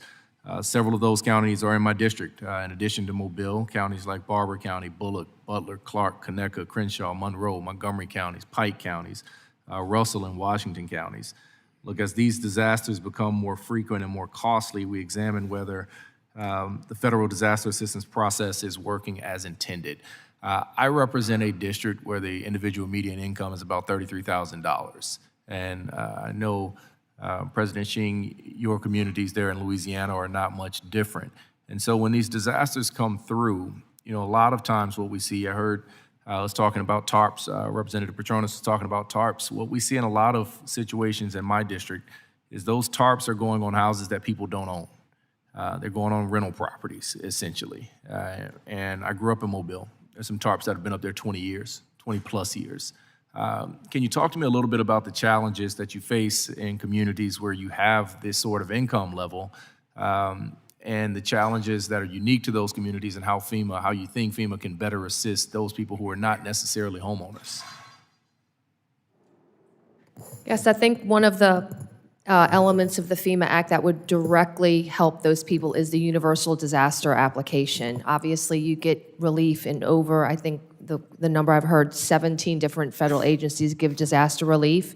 And when you are a member of a vulnerable community, you've lost your housing, your kids are displaced, trying to reach and access those benefits are very, very, very difficult. And it ends up being the locals have to help them to the extent that we can. So the benefit, it's there, it's legally there, but how do you access it is very, very difficult. So we really promote the universal disaster application for benefits for survivors. And that is in this act. Thank you. Mr. Fugate, what are your thoughts on the matter in terms of how FEMA can be better streamlined to provide assistance for those poorer communities? You know, a lot of those rental properties, because we treat it like a business, and so we're not supposed to provide business assistance. Yeah, that's my point, yeah. A lot of those are second homes, people retired, they rent their homes out, and that's the affordable housing. I'm not talking about the investment firms that go up and buy them. I'm talking about people that don't even have the resources to make repairs. But we put a wall up saying if it's privately owned and being rented, it's not eligible. And we're losing housing stock. I don't know if that's FEMA, that's HUD, but you've seen it, the mayor's seen it. We've seen this every time. When a storm hits, a flood hits, we lose to workforce housing. And those rental properties are key, because if people that had insurance on those rental properties, when they rebuild them, they're not renting them at what it was before. So we're getting priced out. It's a whole. I don't think the FEMA Act can address this. I don't think FEMA, the current Stafford Act, is addressing this. But I think of all the things, insurance, these are symptoms. We're losing workforce housing faster than we can build it. And I'm not talking just affordable housing. I'm talking about where firefighters live, doctors, nurses, paramedics, people running the local home improvement stores. They can't even afford to live in their communities. You've seen this in Mobile. We've actually watched the progression as people have moved inland and inland because there's nothing left in the communities used to live in that they can afford. And it's getting worse. Well, I appreciate it, and I look forward to working with my colleagues on ways to address that. Thank you. Dr. Babin. Yes, sir. Thank you, Mr. Chairman. And it's very sobering testimony there, Mr. Fugate. Thank you. And I want to thank the chairman and ranking member, and also thank you to all you witnesses here. As we consider reforms to FEMA, it's important that we focus not only on improving disaster response, but also on strengthening disaster preparedness before storms and other emergencies even occur. Families, businesses, and local communities in my district, in the Texas 36, Southeast Texas, very, very familiar with hurricanes, tornadoes, and a lot of floods. We know firsthand that preparing before a storm makes landfall can save lives, reduce damage, and speed recovery. I recently joined local officials at a Hurricane Preparedness Expo in Chambers County, which I represent, where we discussed the importance of helping communities prepare before disasters strike. These conversations reinforce that effective preparedness begins at the local level and depends on strong coordination among federal, state, and local partners. And I want to say how much I appreciate all of you all being here today. Mr. Fugate, I recently participated in this preparedness expo in Chambers County, where local officials stressed that preparation is key to saving lives. And as Congress considers reforms to FEMA, what are the most effective steps that FEMA can take to help communities better prepare before a hurricane makes landfall? And where do you believe that the biggest preparedness gaps still exist? You've got a long resume, and I appreciate your service. It's not the FEMA Fixing Act, but this committee oversees is the Emergency Management Preparedness Grant Program. That is a 50-50 cost share program. That means state and locals put up 50%, and the federal taxpayer puts up 50%. That helps fund in many communities, especially in your district. They couldn't even have an emergency management director out of their budgets. They couldn't afford it. But when it's 50-50, they make it work. And I think that program gives us the basis of having competent emergency managers and the baseline program. Because I think that's one of the things we always forget. We can do everything for FEMA, but if the state and locals can't execute and run it, we haven't fixed it. So I think those grant programs that are pre-disaster, especially that program that is a 50-50 match, is the best investment for the federal taxpayer because it builds capabilities. It allows communities to handle disasters that never rise to the federal level, but when the federal level is implemented, it works. The biggest gap, too many people think it won't happen to them. And then they expect somebody to come save them. That's right. And that's why I'm adamant. The public is part of the resource. The public is the first responder. They get there before anybody else. We got to quit treating them as victims, treat them as part of the team, and make it clear. It don't matter what government does. Government ain't going to get to you fast enough. Most of the time, you're going to be rescued by a neighbor. We ought to be building upon that. Amen. Southeast Texas has endured devastating storms, and I remember them very vividly. Hurricanes Harvey, Laura, Beryl. Looking back on these disasters, what lessons have been learned that Congress should incorporate into FEMA reform that would improve disaster response and long-term recovery for communities that face repeated hurricanes? And other than the 50-50 cost share that you were talking about, what else can we do? Again, I think it's working with the governors and the local communities of when does it make sense? Because what we don't want to do is, and I think this is a real problem, we got too many communities that are waiting for somebody else to come take care of them, and they won't invest their own money. That's why I like the 50-50, because that keeps everybody's got skin in the game. But how do we make sure that when we're spending federal taxpayers' money, it is buying down the federal taxpayers' exposure? That's why the sliding scale is so critical, because it recognizes states that are doing more, that have more skin in the game, that are buying down their risk, and the federal taxpayer should reward that. And for states that are failing there, they shouldn't continue paying the full price. Amen. Thank you so very much. I appreciate all your service, Mr.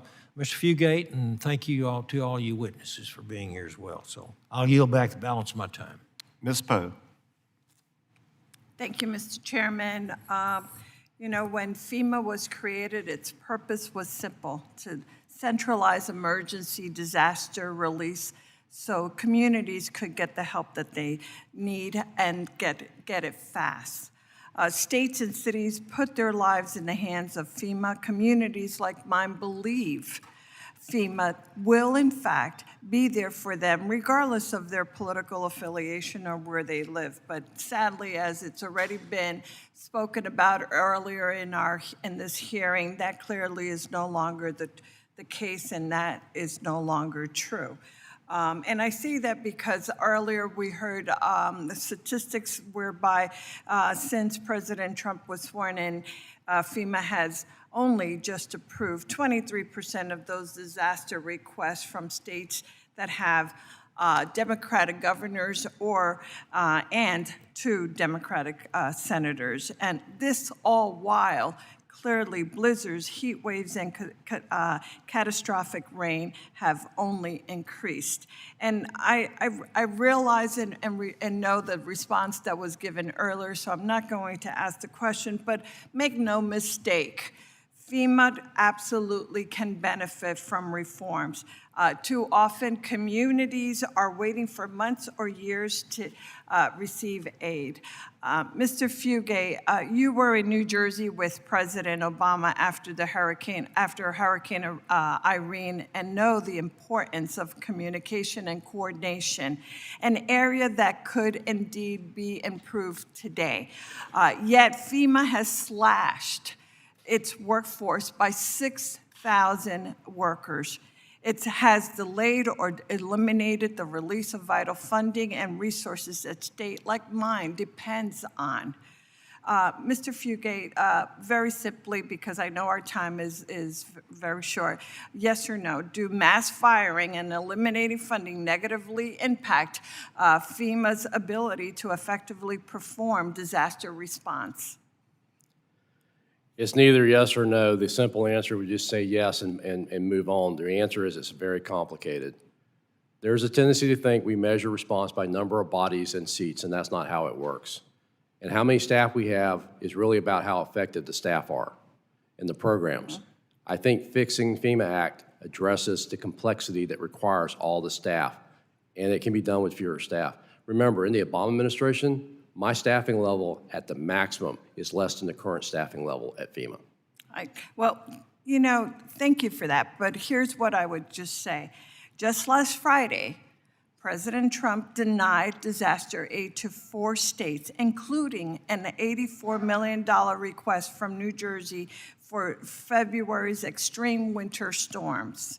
That in itself, once again, I think it's important for us to make sure that we have the ability to provide those services, whether or not it is with the ample number of employees, as you've mentioned, or to making sure that we are not eliminating those very employees who have the wherewithal and the proper training and the ability to perform their job. So I think that's the important part, and we need not make decisions just simply on political decisions. But thank you very much for that. Again, I think FEMA has been critical in trying to prevent catastrophic harm through the agency's disasters mitigation funding. Mr. Waller, your group, the National Association of Mutual Insurance Company, has spoken in support of pre-disaster mitigation funding. These programs have been critical investments to prevent catastrophic harm. Tragically, this administration is gutting that as well. Fortunately, the federal courts have ruled that the administration illegally dismantled the brick and ordered its restoration. However, the Flood Mitigation Assistance Program has had no funding opportunities released for fiscal year 25 and fiscal year 26. Mr. Waller, quickly, can you list 3 ways in which pre-disaster mitigation programs help prevent costly post-disaster rebuilding? Sure. So when in the FEMA Act, it provides for a retrofit program for our existing housing stock, which is very important. So those homes will be hardened when they get that money, so they're less likely to have damage or less likely to have severe damage. That saves money, both on the repairs and insurance is going to follow that risk. But also with the BRIC program and the money that's been invested this year, if the public infrastructure is stronger, then as you heard earlier, we're going to be able to, if the roads are dry, the pumps are working, the lights are on because the substations have been hardened, all of those things, we're going to be able to get in quicker to assess the damage as the insurance industry. And the construction workers are going to be able to follow us more quickly and get those repairs done. So I think in all those ways, it'll benefit the public. Thank you so very much. My time has run out, so I will thank the chairman, and I yield back, Mr. Chairman. Mr. Gallagher. Thank you, Mr. Chairman. I've been through far too many disasters in my state of California, especially in Northern California. So I'm all too familiar with FEMA, and Mr. Fugate and I have interacted on many occasions over the years. But to start off, just to speak to this politicization issue that keeps getting brought up by the other side, here's what I know in California. Billions of dollars in FEMA aid have come through. In the first Trump administration, when we had the Oroville Dam spillway disaster and there was a request for federal funding, it came through from the Trump administration. When we had the deadly Camp Fire, the deadliest fire in California history, every single federal request for aid came through. And even in the LA fires, $2.7 billion has been allocated to California for the LA fires. So to say that somehow this is being politicized is completely ridiculous. And in California is Exhibit A of that. We've had many disasters, and we've asked for that aid. And I also, look, FEMA is a little bit like lawyers, right? Everybody hates them until you need them. Right, and I will say there's been many occasions where FEMA has come through and been very helpful in some calamities that we've experienced in the state. Doesn't mean that there doesn't need to be reform, and appreciate the comments of former Director Fugate on that point. I think many of those things were identified. I want to move into real business here, which is let's talk a little about wildfire and in terms of hardening. There's been a real focus on just like full hardening of existing homes. It's number one, that's very expensive, especially if you're talking about retroactively doing it to an older home. What about partial hardening and clustering, that helps provide community defense? Might that be actually a lower cost and maybe even more effective way of dealing with wildfire disasters? And maybe I'll go to Mr. Fugate and then Mr. Waller if you wanted to follow up on that. A blunt answer, a partial home still is burned down. I mean, it's pretty much, everybody's complaining about the cost, but if the home has combustible material exposed to the outside and we get a fire and they start that blowing, because when you get into Paradise, what you found was it wasn't the fire, it was the embers. And once one hit home lit, they were all gone. The rest of them went too. So if you're not going to increase the space between the homes, you're not going to enforce the, no having any combustibles around there, and you're not going to use building materials that are non-combustible, I don't know if a partial works in these extreme conditions. I mean, we face the same thing in utilities when we harden. Do we go underground or we merely harden? So it's a trade-off. It's a risk decision. Do we buy down risk enough where it's a good investment, or are we just setting up the scenario where it will work some of the time, but not in the catastrophic wildfire? And again, I realize people, they make this all about affordability. I look at total cost of ownership. Will my home be there after the fire? Yeah, that's what I get want to that. know. Mr. Walton, like community defense, certainly clearing around homes. We have to keep combustible materials from around homes, but clustering, is that a function that maybe helps reduce risk? Yeah. The only thing I would say in addition is that, we start off by talking about the embers, and they can fly for miles. And so from the community perspective, yes, if we're, from a community perspective, reducing the fuel load, paying more attention to the vegetation, things like that, and making the community more hardened, then I think that's going to help overall. And then just to follow up on that, in the wake of wildfires, especially in places like California, insurance premiums have markedly increased. How do the provisions of the FEMA Act speed up and improve mitigation funding, help make insurance more affordable, especially in a place like California where we've seen rates go up quite a bit? Sure. Well, I think when the grant money is used for things that we know from building sciences that will better harden and protect houses from wildfire, that's going to reduce the risk, and I think insurance will follow that. Yeah, well, that's good news. I mean, we want to do things, and that's why I think this legislation is so important. We need to bring down insurance premiums, especially in places like California. Then my last question here is hazard mitigation grant program. We've had a lot of issues with that. The lengthy environmental review and obligations. So for example, in Shasta County, FEMA received project deliverables in July of 2023, but EHP review didn't finish until May of this year, 2026. So that's just one example. These delays put critical wildfire mitigation work at risk, especially when the state match funds expire in 2028 and cannot be extended. In this committee's FEMA Act, it would address several of those structural problems we're seeing with those delays. From your experience, what are the most important structural changes FEMA could make to improve that hazard mitigation grant program? Staying with me, I think some of the upfront funding would really help. It gets that money out quick so the work can begin quicker. And I see my time has expired, so thank you, Mr. Chairman. I yield back. Ms. Fucci. Thank you, Mr. Chairman, and thank you to the witnesses for their testimonies and to our chair and ranking member for holding this timely briefing today.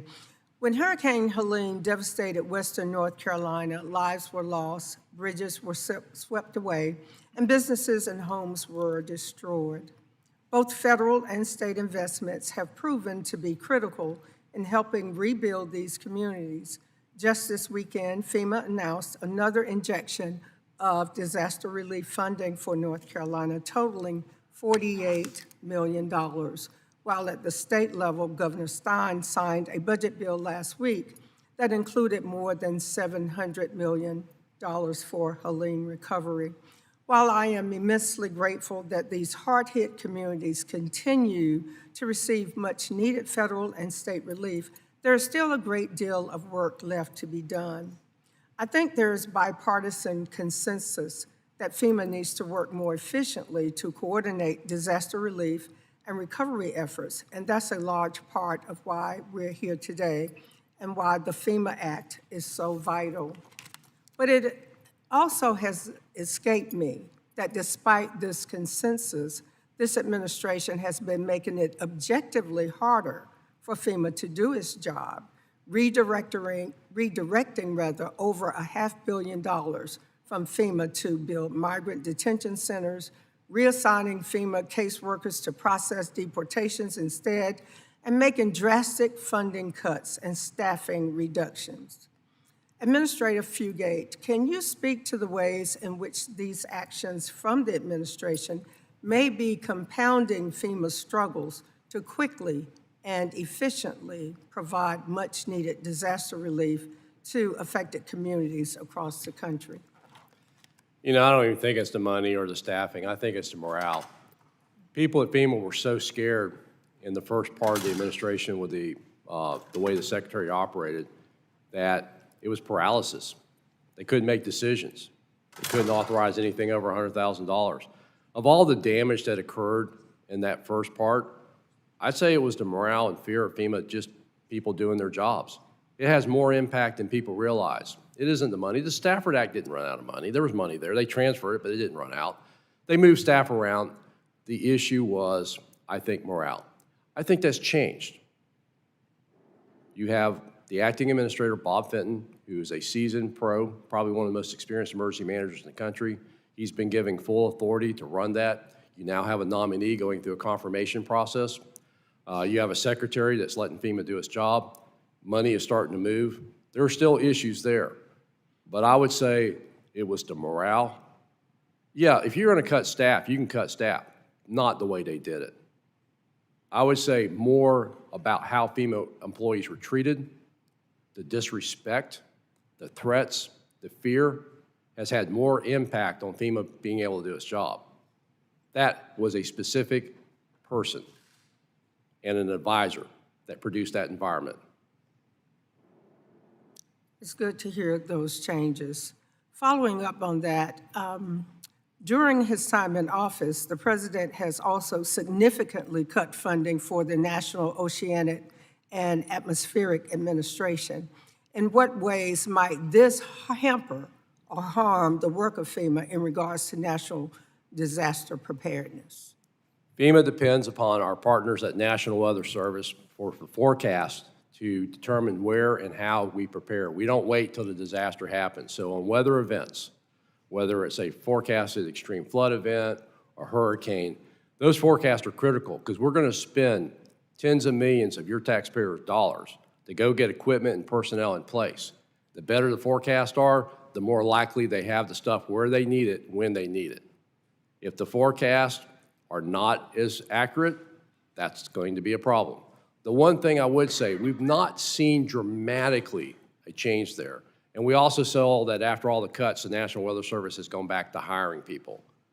But I am still concerned there are certain areas where, yeah, we're only doing radiosondes once a day. The models are still working.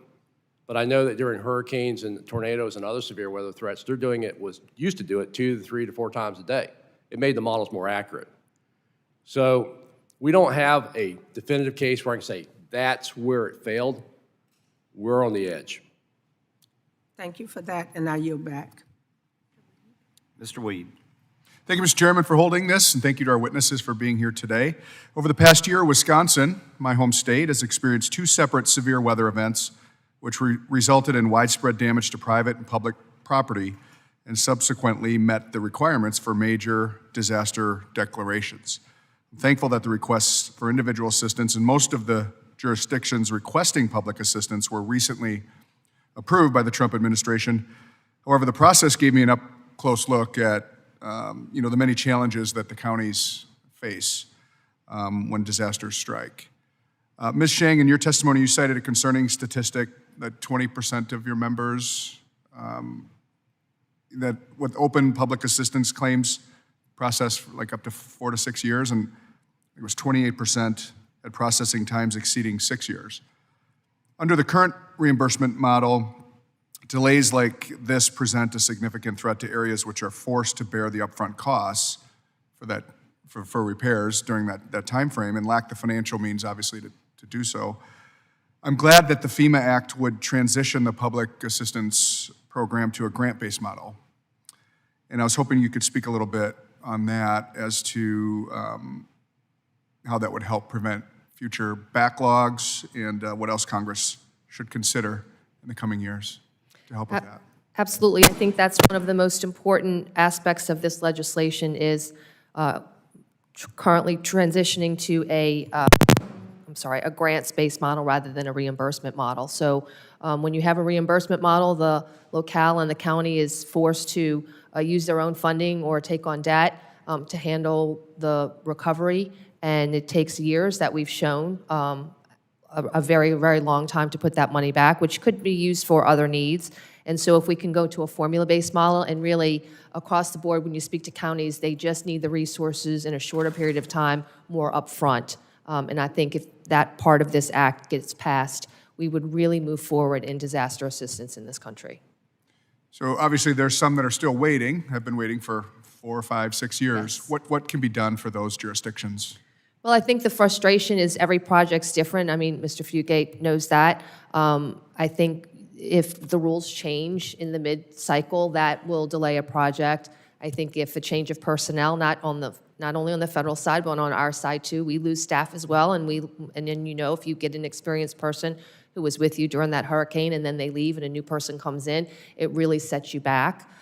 So I think an overall simplification of the whole system, making the rules simpler, making counties understand what the rules are at the get-go, would really move us forward a lot in terms of that and reduce the processing times. You had also mentioned there's a lot of bureaucratic red tape Yes. throughout this process. Yes. And I've heard from constituents across our district too. It's obviously a very a difficult thing to navigate disaster recovery. Specifically, smaller counties, they often lack grant writers or technical staff to navigate the red tape in the first place. So something that the Universal Disaster Assistance application in the FEMA Act obviously is meant to address. In your opinion, what else can we do here in Congress to navigate or to make navigating federal disaster easier?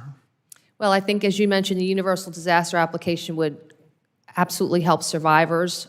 We have challenges to put back a water system, a sewer system, to bring our own public networks back up to place, but we're also in charge of helping vulnerable people, people who are outside of their homes, people who need assistance, drawing down the benefits from the federal government. So that would certainly be help. And then the mitigation piece. I think I come from the greater New Orleans area, and we can speak about mitigation. Katrina happened to us in 2005, probably changed emergency management as we are in a country. We went back, the federal government went back and built a hurricane reduction system. It was an investment that was made, and we saw with Hurricane Ida in 2021, it worked. It worked. We did not see the flooding that we saw in Katrina. We did not see people on roofs of their home hoping that helicopters would rescue them. The mitigation works, and I think the counties being able to mitigate their risks. We know what our risks are in our community, and having that mitigation dollars and changing that formula would be crucial to changing the outlook of our country. All right, thanks. Mr. Matheson, you cited an example of a co-op in Arizona that saw its entire system destroyed by a windstorm, yet due to the remote nature of the territory, it didn't meet the threshold for disaster declaration. This is the exact fear that I hear from my constituents. Of course, we're in a very rural area. That small localized disasters will leave their areas in a state of disrepair and unable to access the federal aid. So if you could just explain a little bit about FEMA Act's approach to lower disaster thresholds and how that would fix that gap. Well, clearly, this is an issue where these more sparsely populated areas, where the infrastructure still costs the same to replace, we have fewer people who can shoulder the burden. The FEMA Act creates a much better set of criteria for allowing those locations to be qualifying for FEMA aid. It's one of the reasons we're such strong supporters of this legislation. All right, thank you. I yield back. Ms. Hoyle, you are recognized. Thank you, Mr. Chair.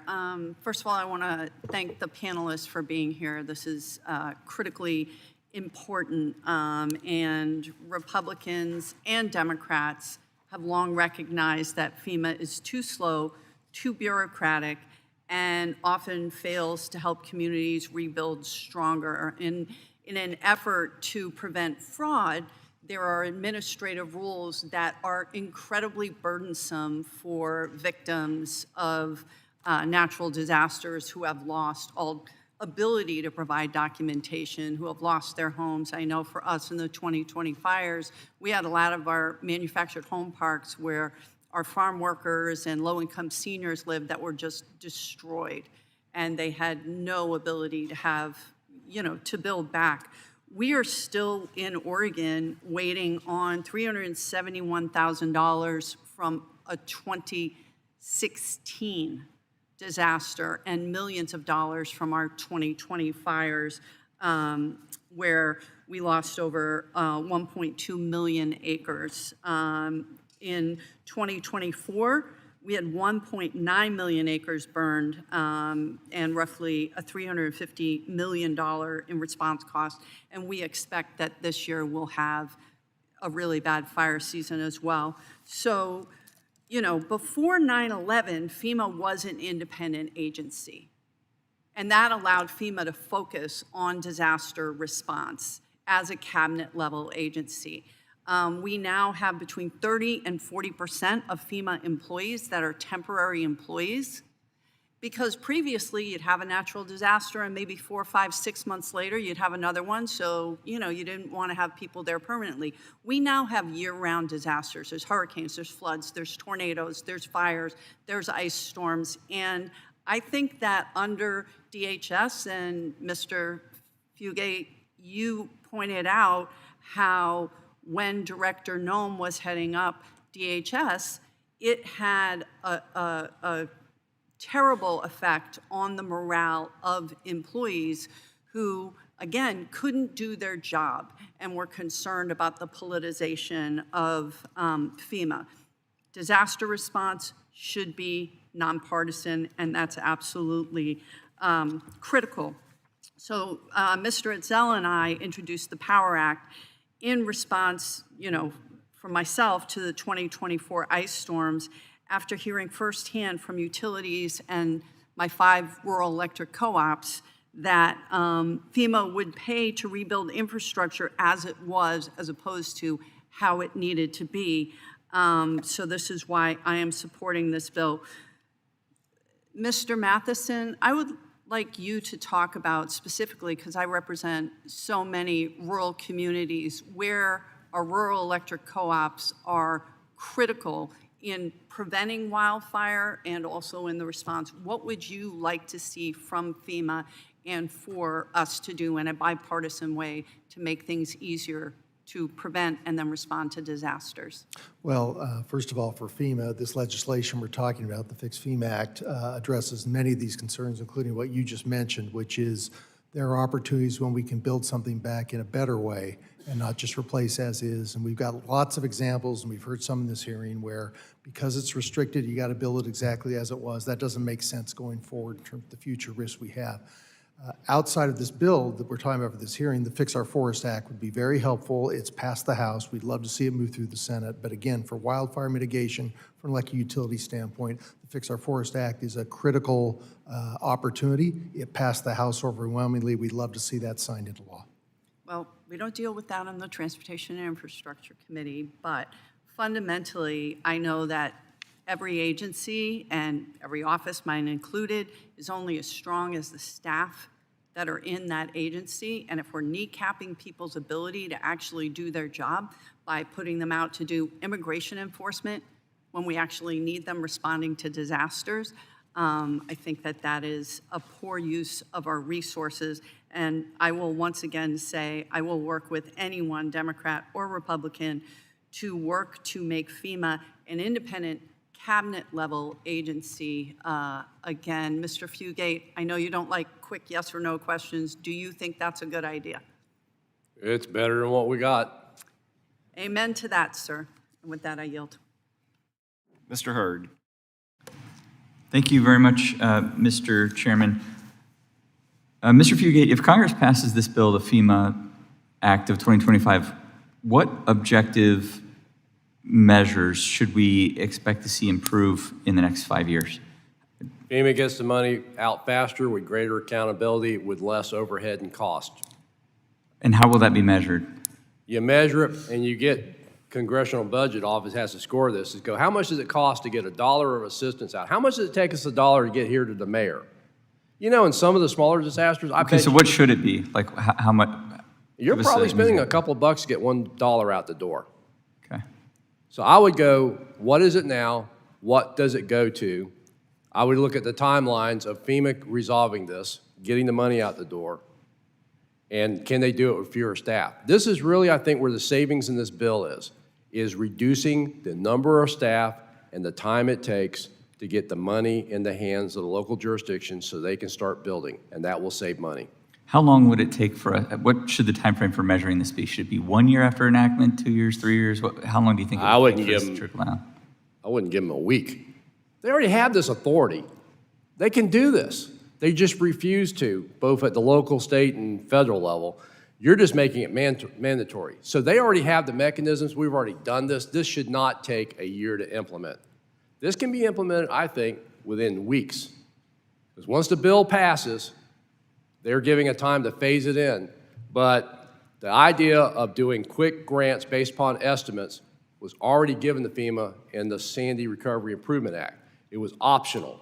Yeah. And people, both on the federal side and state and local, thought they were going to lose out and didn't use it. This makes it, this is the way we're going to do it. So the fact that they can already do it and the fact that I've already done it means it's implementable today. It will not take, and do not give them 3 years. That just ensures they'll wait you out until somebody else changes their mind. Got it. Okay, thank you. Very, very helpful. Mr. Waller, disaster preparedness isn't just a public safety issue, it's an affordability issue. Everyone wants to lower insurance premiums, but insurers ultimately price risk. In your experience, what's the single most effective action a community can take to become more insurable? Is there something that actually moves the needle from the underwriting perspective? You know, I think the FEMA Act really helps with that, with the mitigation on two fronts. One, through the BRIC program, making public infrastructure harder so it's going to survive storms. That's going to help. So after there's a disaster, we're going to be able to get in more quickly because the roads are going to be dry, the power is going to be on, things like that, and you can get people behind us to do the work. And then I think just communities being harder. You know, they're going to cost less money to insure because there's going to be less damage. So when you're able to, you know, control risk like that, that's going to help with insurance. Thank you. Mr. Matheson, having represented rural electric co-ops before going to Congress, I can appreciate the important mission that electric co-ops have after a disaster, get power back on quickly and safely. From your perspective, what's the biggest obstacle that FEMA creates or could remove to speed up restoration, power restoration after a wildfire or disaster? I think the obstacles are addressed in this legislation, but in no particular order. I think the 120-day limit for the initial funding, that would be very helpful for co-ops. I think the ability to pay for loan interest if there's a long time before FEMA provides funding for permanent work, that's helpful to co-ops. And finally, the pre-disaster mitigation funding component of this bill is really a step forward in terms of allowing electric cooperatives to get in front of this issue to some degree. That's what we've been talking about for a lot of different sectors, but for us, that would be very helpful. Talk to me a little bit about that mitigation. So if we spend billions of dollars responding to disasters, if Congress shifts more money to hardening the electric grid beforehand, where would rural electric cooperatives invest the most? What makes the most sense to put those dollars to right away? In the co-op world, everyone says we're unique, so it's tough to give you an answer about their all. If you've seen one co-op, you've seen one co-op, exactly. right? You know the phrase. That being said, I think each co-op would make what's in the best interest of their community. We heard just from the representative from Oregon about wildfire mitigation is a big hardening component in that area. Other areas it may be for flooding. So different locations are going to dictate where co-ops would invest those funds. Okay. I think the last thing I'll say is I think Congressman Collins said his district in Georgia had more electric co-ops than Colorado's third. I'm not sure I have to dispute that with Congressman Collins. We have quite a few great electric cooperatives in western and southern Colorado. And with that, Mr. Chair, I yield back. Mr. Van Drew. Thank the chairman, and I want to thank the chairman. He's delayed his own testimony so that everybody else would have a chance here to go first, and he's a gentleman. I want to thank the witnesses. This is the part of the hearing where you all are tired. Seriously, it's been going on for hours, and the questions do become a little bit repetitive. But we're members of Congress, so you know we're not going to let the opportunity go anyhow. We're still going to talk, including me. And I guess I would say, you know, it's sort of indicative, FEMA, where we are with America a little bit. We can do better. America is innovative, it's smart, it's hardworking, it's faster, it's stronger.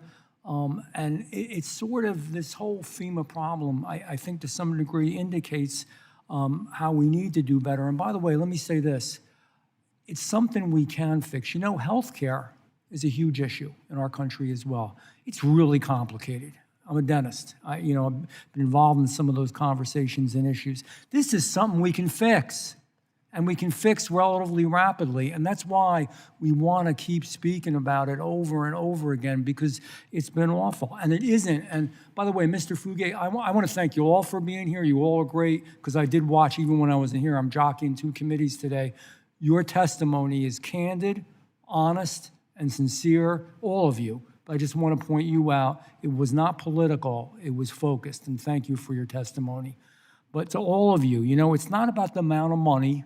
Really, I've seen sometimes where we throw money. I've been involved in politics a lot of years. It's not about the number of people that are working. Don't get me wrong. Staff and money is important, but in itself is not the answer, and God help us, sometimes makes it worse, and we can do so much better. I'm at the Jersey Shore. I'm in South Jersey, for those of you who are familiar with it. We get whipped pretty good. You think of Florida, and we've got some communities that are on the top 10 of most vulnerable communities in the United States of America, places like Cape May. And I remember, I've been there. I've been a county commissioner. I was a state assemblyman, a state senator, all before Congress. Man, on the ground when people were going through this stuff, and they hired a bunch of people. Tons of people came in. And sometimes you were getting 2 and 3 different answers. You shouldn't need a PhD in government bureaucracy if you're just a victim of these storms. We've got to make it simple and easy and fast and effective. And I think we can do it. We know that the delayed recoveries are nearly as damaging as the storms are themselves. We know that there's more than 1,000 disaster emergency and fire management declarations that still remain open. Some remain open, some are dating back decades. The current system stretches across more, and I'm looking to make sure I'm right, and I am, 30 federal entities in total. It's too much. It doesn't work. It's bureaucratic paralysis. So let me ask some questions. Former Administrator, I'm going to give you a little break because everybody's been asking you a lot, and I think your answers were good. President Sheng, local governments are usually the first to respond, and they're the last to finish rebuilding because they only have so many resources. Which federal, if you can, which federal requirements create the greatest delays? Where were the greatest inefficiencies? And where can we shift things closer to the local level while making sure that there's no corruption and there's still integrity?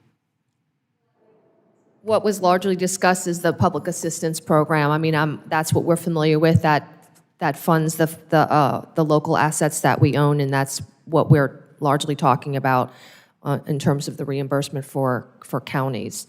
And so, again, the smaller communities are absolutely overwhelmed by the disaster itself. And then, as I mentioned, there's a financial disaster behind the scenes that they have to cough up a lot of expenses across the community. They might have limited borrowing capacity to do that. And so the upfront money that we could get from FEMA would be just critical. And we're talking about the cost, but we need to look at the cost of how long it takes for a community to get back on its feet. The longer it takes and the slower the recovery that we get back, that the longer a business takes to open, we lose our revenue. That is our source. That is our fuel for local government. We lose revenue, our sales tax base. I can just interject there. You're so right. I mean, I remember Superstorm Sandy and other storms. Jersey Shore has gotten hit a lot.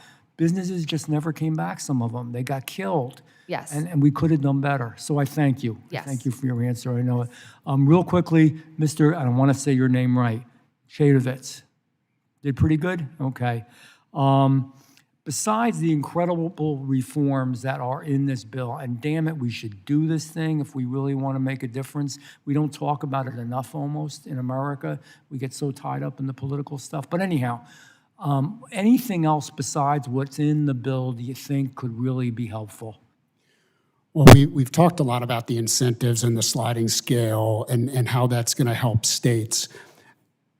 There's been mention by Mr. Kelly of a bill to provide tax incentives from the federal level for households and businesses to help harden, and I think that's one thing that certainly the chamber has been supporting. It's a good idea. Thank you all. Mr. Chairman, I yield back. Mr. Bresnahan. Thank you, Mr. Chairman, and thank you to the witnesses for persevering to this hour in the day. But this subject's quite important to me. Northeastern Pennsylvania is certainly no stranger to natural disasters, especially from flooding. From last year's flash floods in Honesdale to Hurricane Agnes in 1972 and Tropical Storm Lee in 2011, these storms devastated our entire region. In the Wyoming Valley especially, the question isn't when the next flood, if the next flood comes, it's most certainly when is the next flood going to hit. And once you smell flood mud, it's a sensation that you will never forget. So that's why it is so important that the committee passed the FEMA Act, which includes my bipartisan bill, the SMART Act, which directs FEMA to figure out whether its mitigation dollars are actually working. Vital programs like the BRIC program need to be focused on actual mitigation so communities in northeastern Pennsylvania can get to work rebuilding and reinforcing their levees.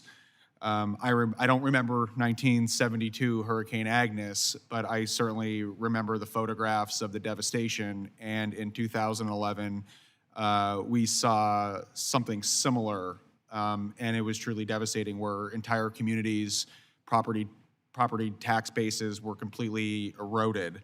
And I've heard from several communities that we have put in the timeline to work to meet every federal standard, and they still get stuck behind an outdated flood map that doesn't reflect any of it.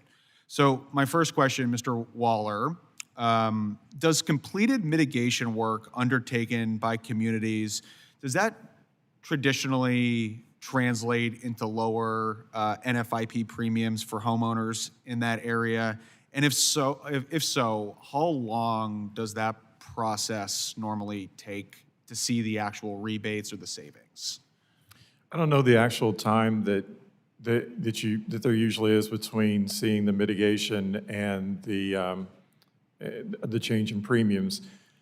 But I can tell you that the market is healthy and it's competitive, and when you have a healthy competitive market, you're going to see, as soon as someone sees the experience and they show that in their rates, then I think there's pressure on the industry to follow suit. I think it's after those investments are made, we need to make sure that those investments are actually paying off and generating an ROI, because it's certainly leading our communities and political subdivisions and creating apprehension, because they obviously want to do right by their constituents and their friends and their neighbors, but ultimately they want to actually see that ROI and having those premium dollars reduced. Something that we also have seen because of the geographic location, some of the property owners are grandfathered in from escalation of those premiums, but if they were to ever transition that property to a family member or sell it, the next buyer certainly isn't given that same stature of increased protection. So we've seen property values of $300,000 homes now, because they're inside of a flood map that's already been rectified or it's been corrected. It doesn't flood there anymore. The proper mechanisms have been deployed, but they're still inside of that zone, and those families are having a hard time selling that property because of the proposed increase.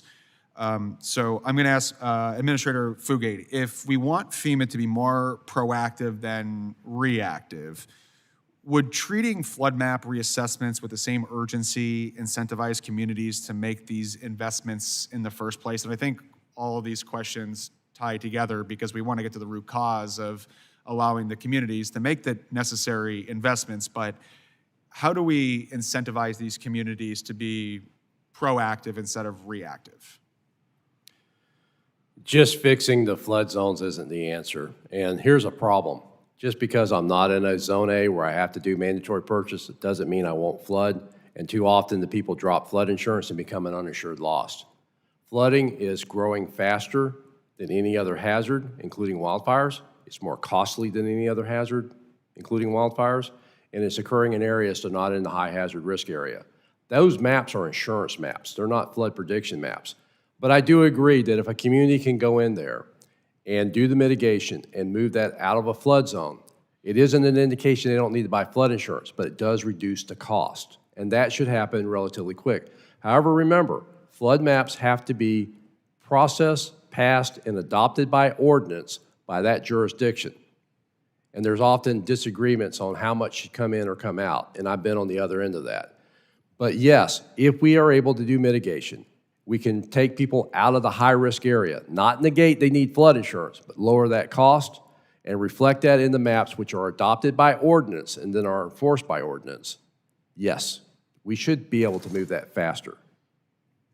I appreciate that. And in closing, I just want to recognize our National Line Worker Appreciation Day. And as a former electrical contractor myself, I've seen their work up close, the hours, the conditions, the risk it takes to get power back on so families and businesses can start to recover. Sometimes they don't get the credit they deserve, and nearly not as often as I would like to see. So I want to say thank you, and with that, I yield. Gentleman yields back. I want to thank each of our panelists for being here today. Pretty much all of my questions have already been asked and answered from all kinds of various perspectives throughout the course of the hearing here, so no more questions from me. But I do want to thank you. This has been, I think, a really great and exhaustive hearing with a lot of really good information shared, and so greatly appreciate that. The committee now stands adjourned.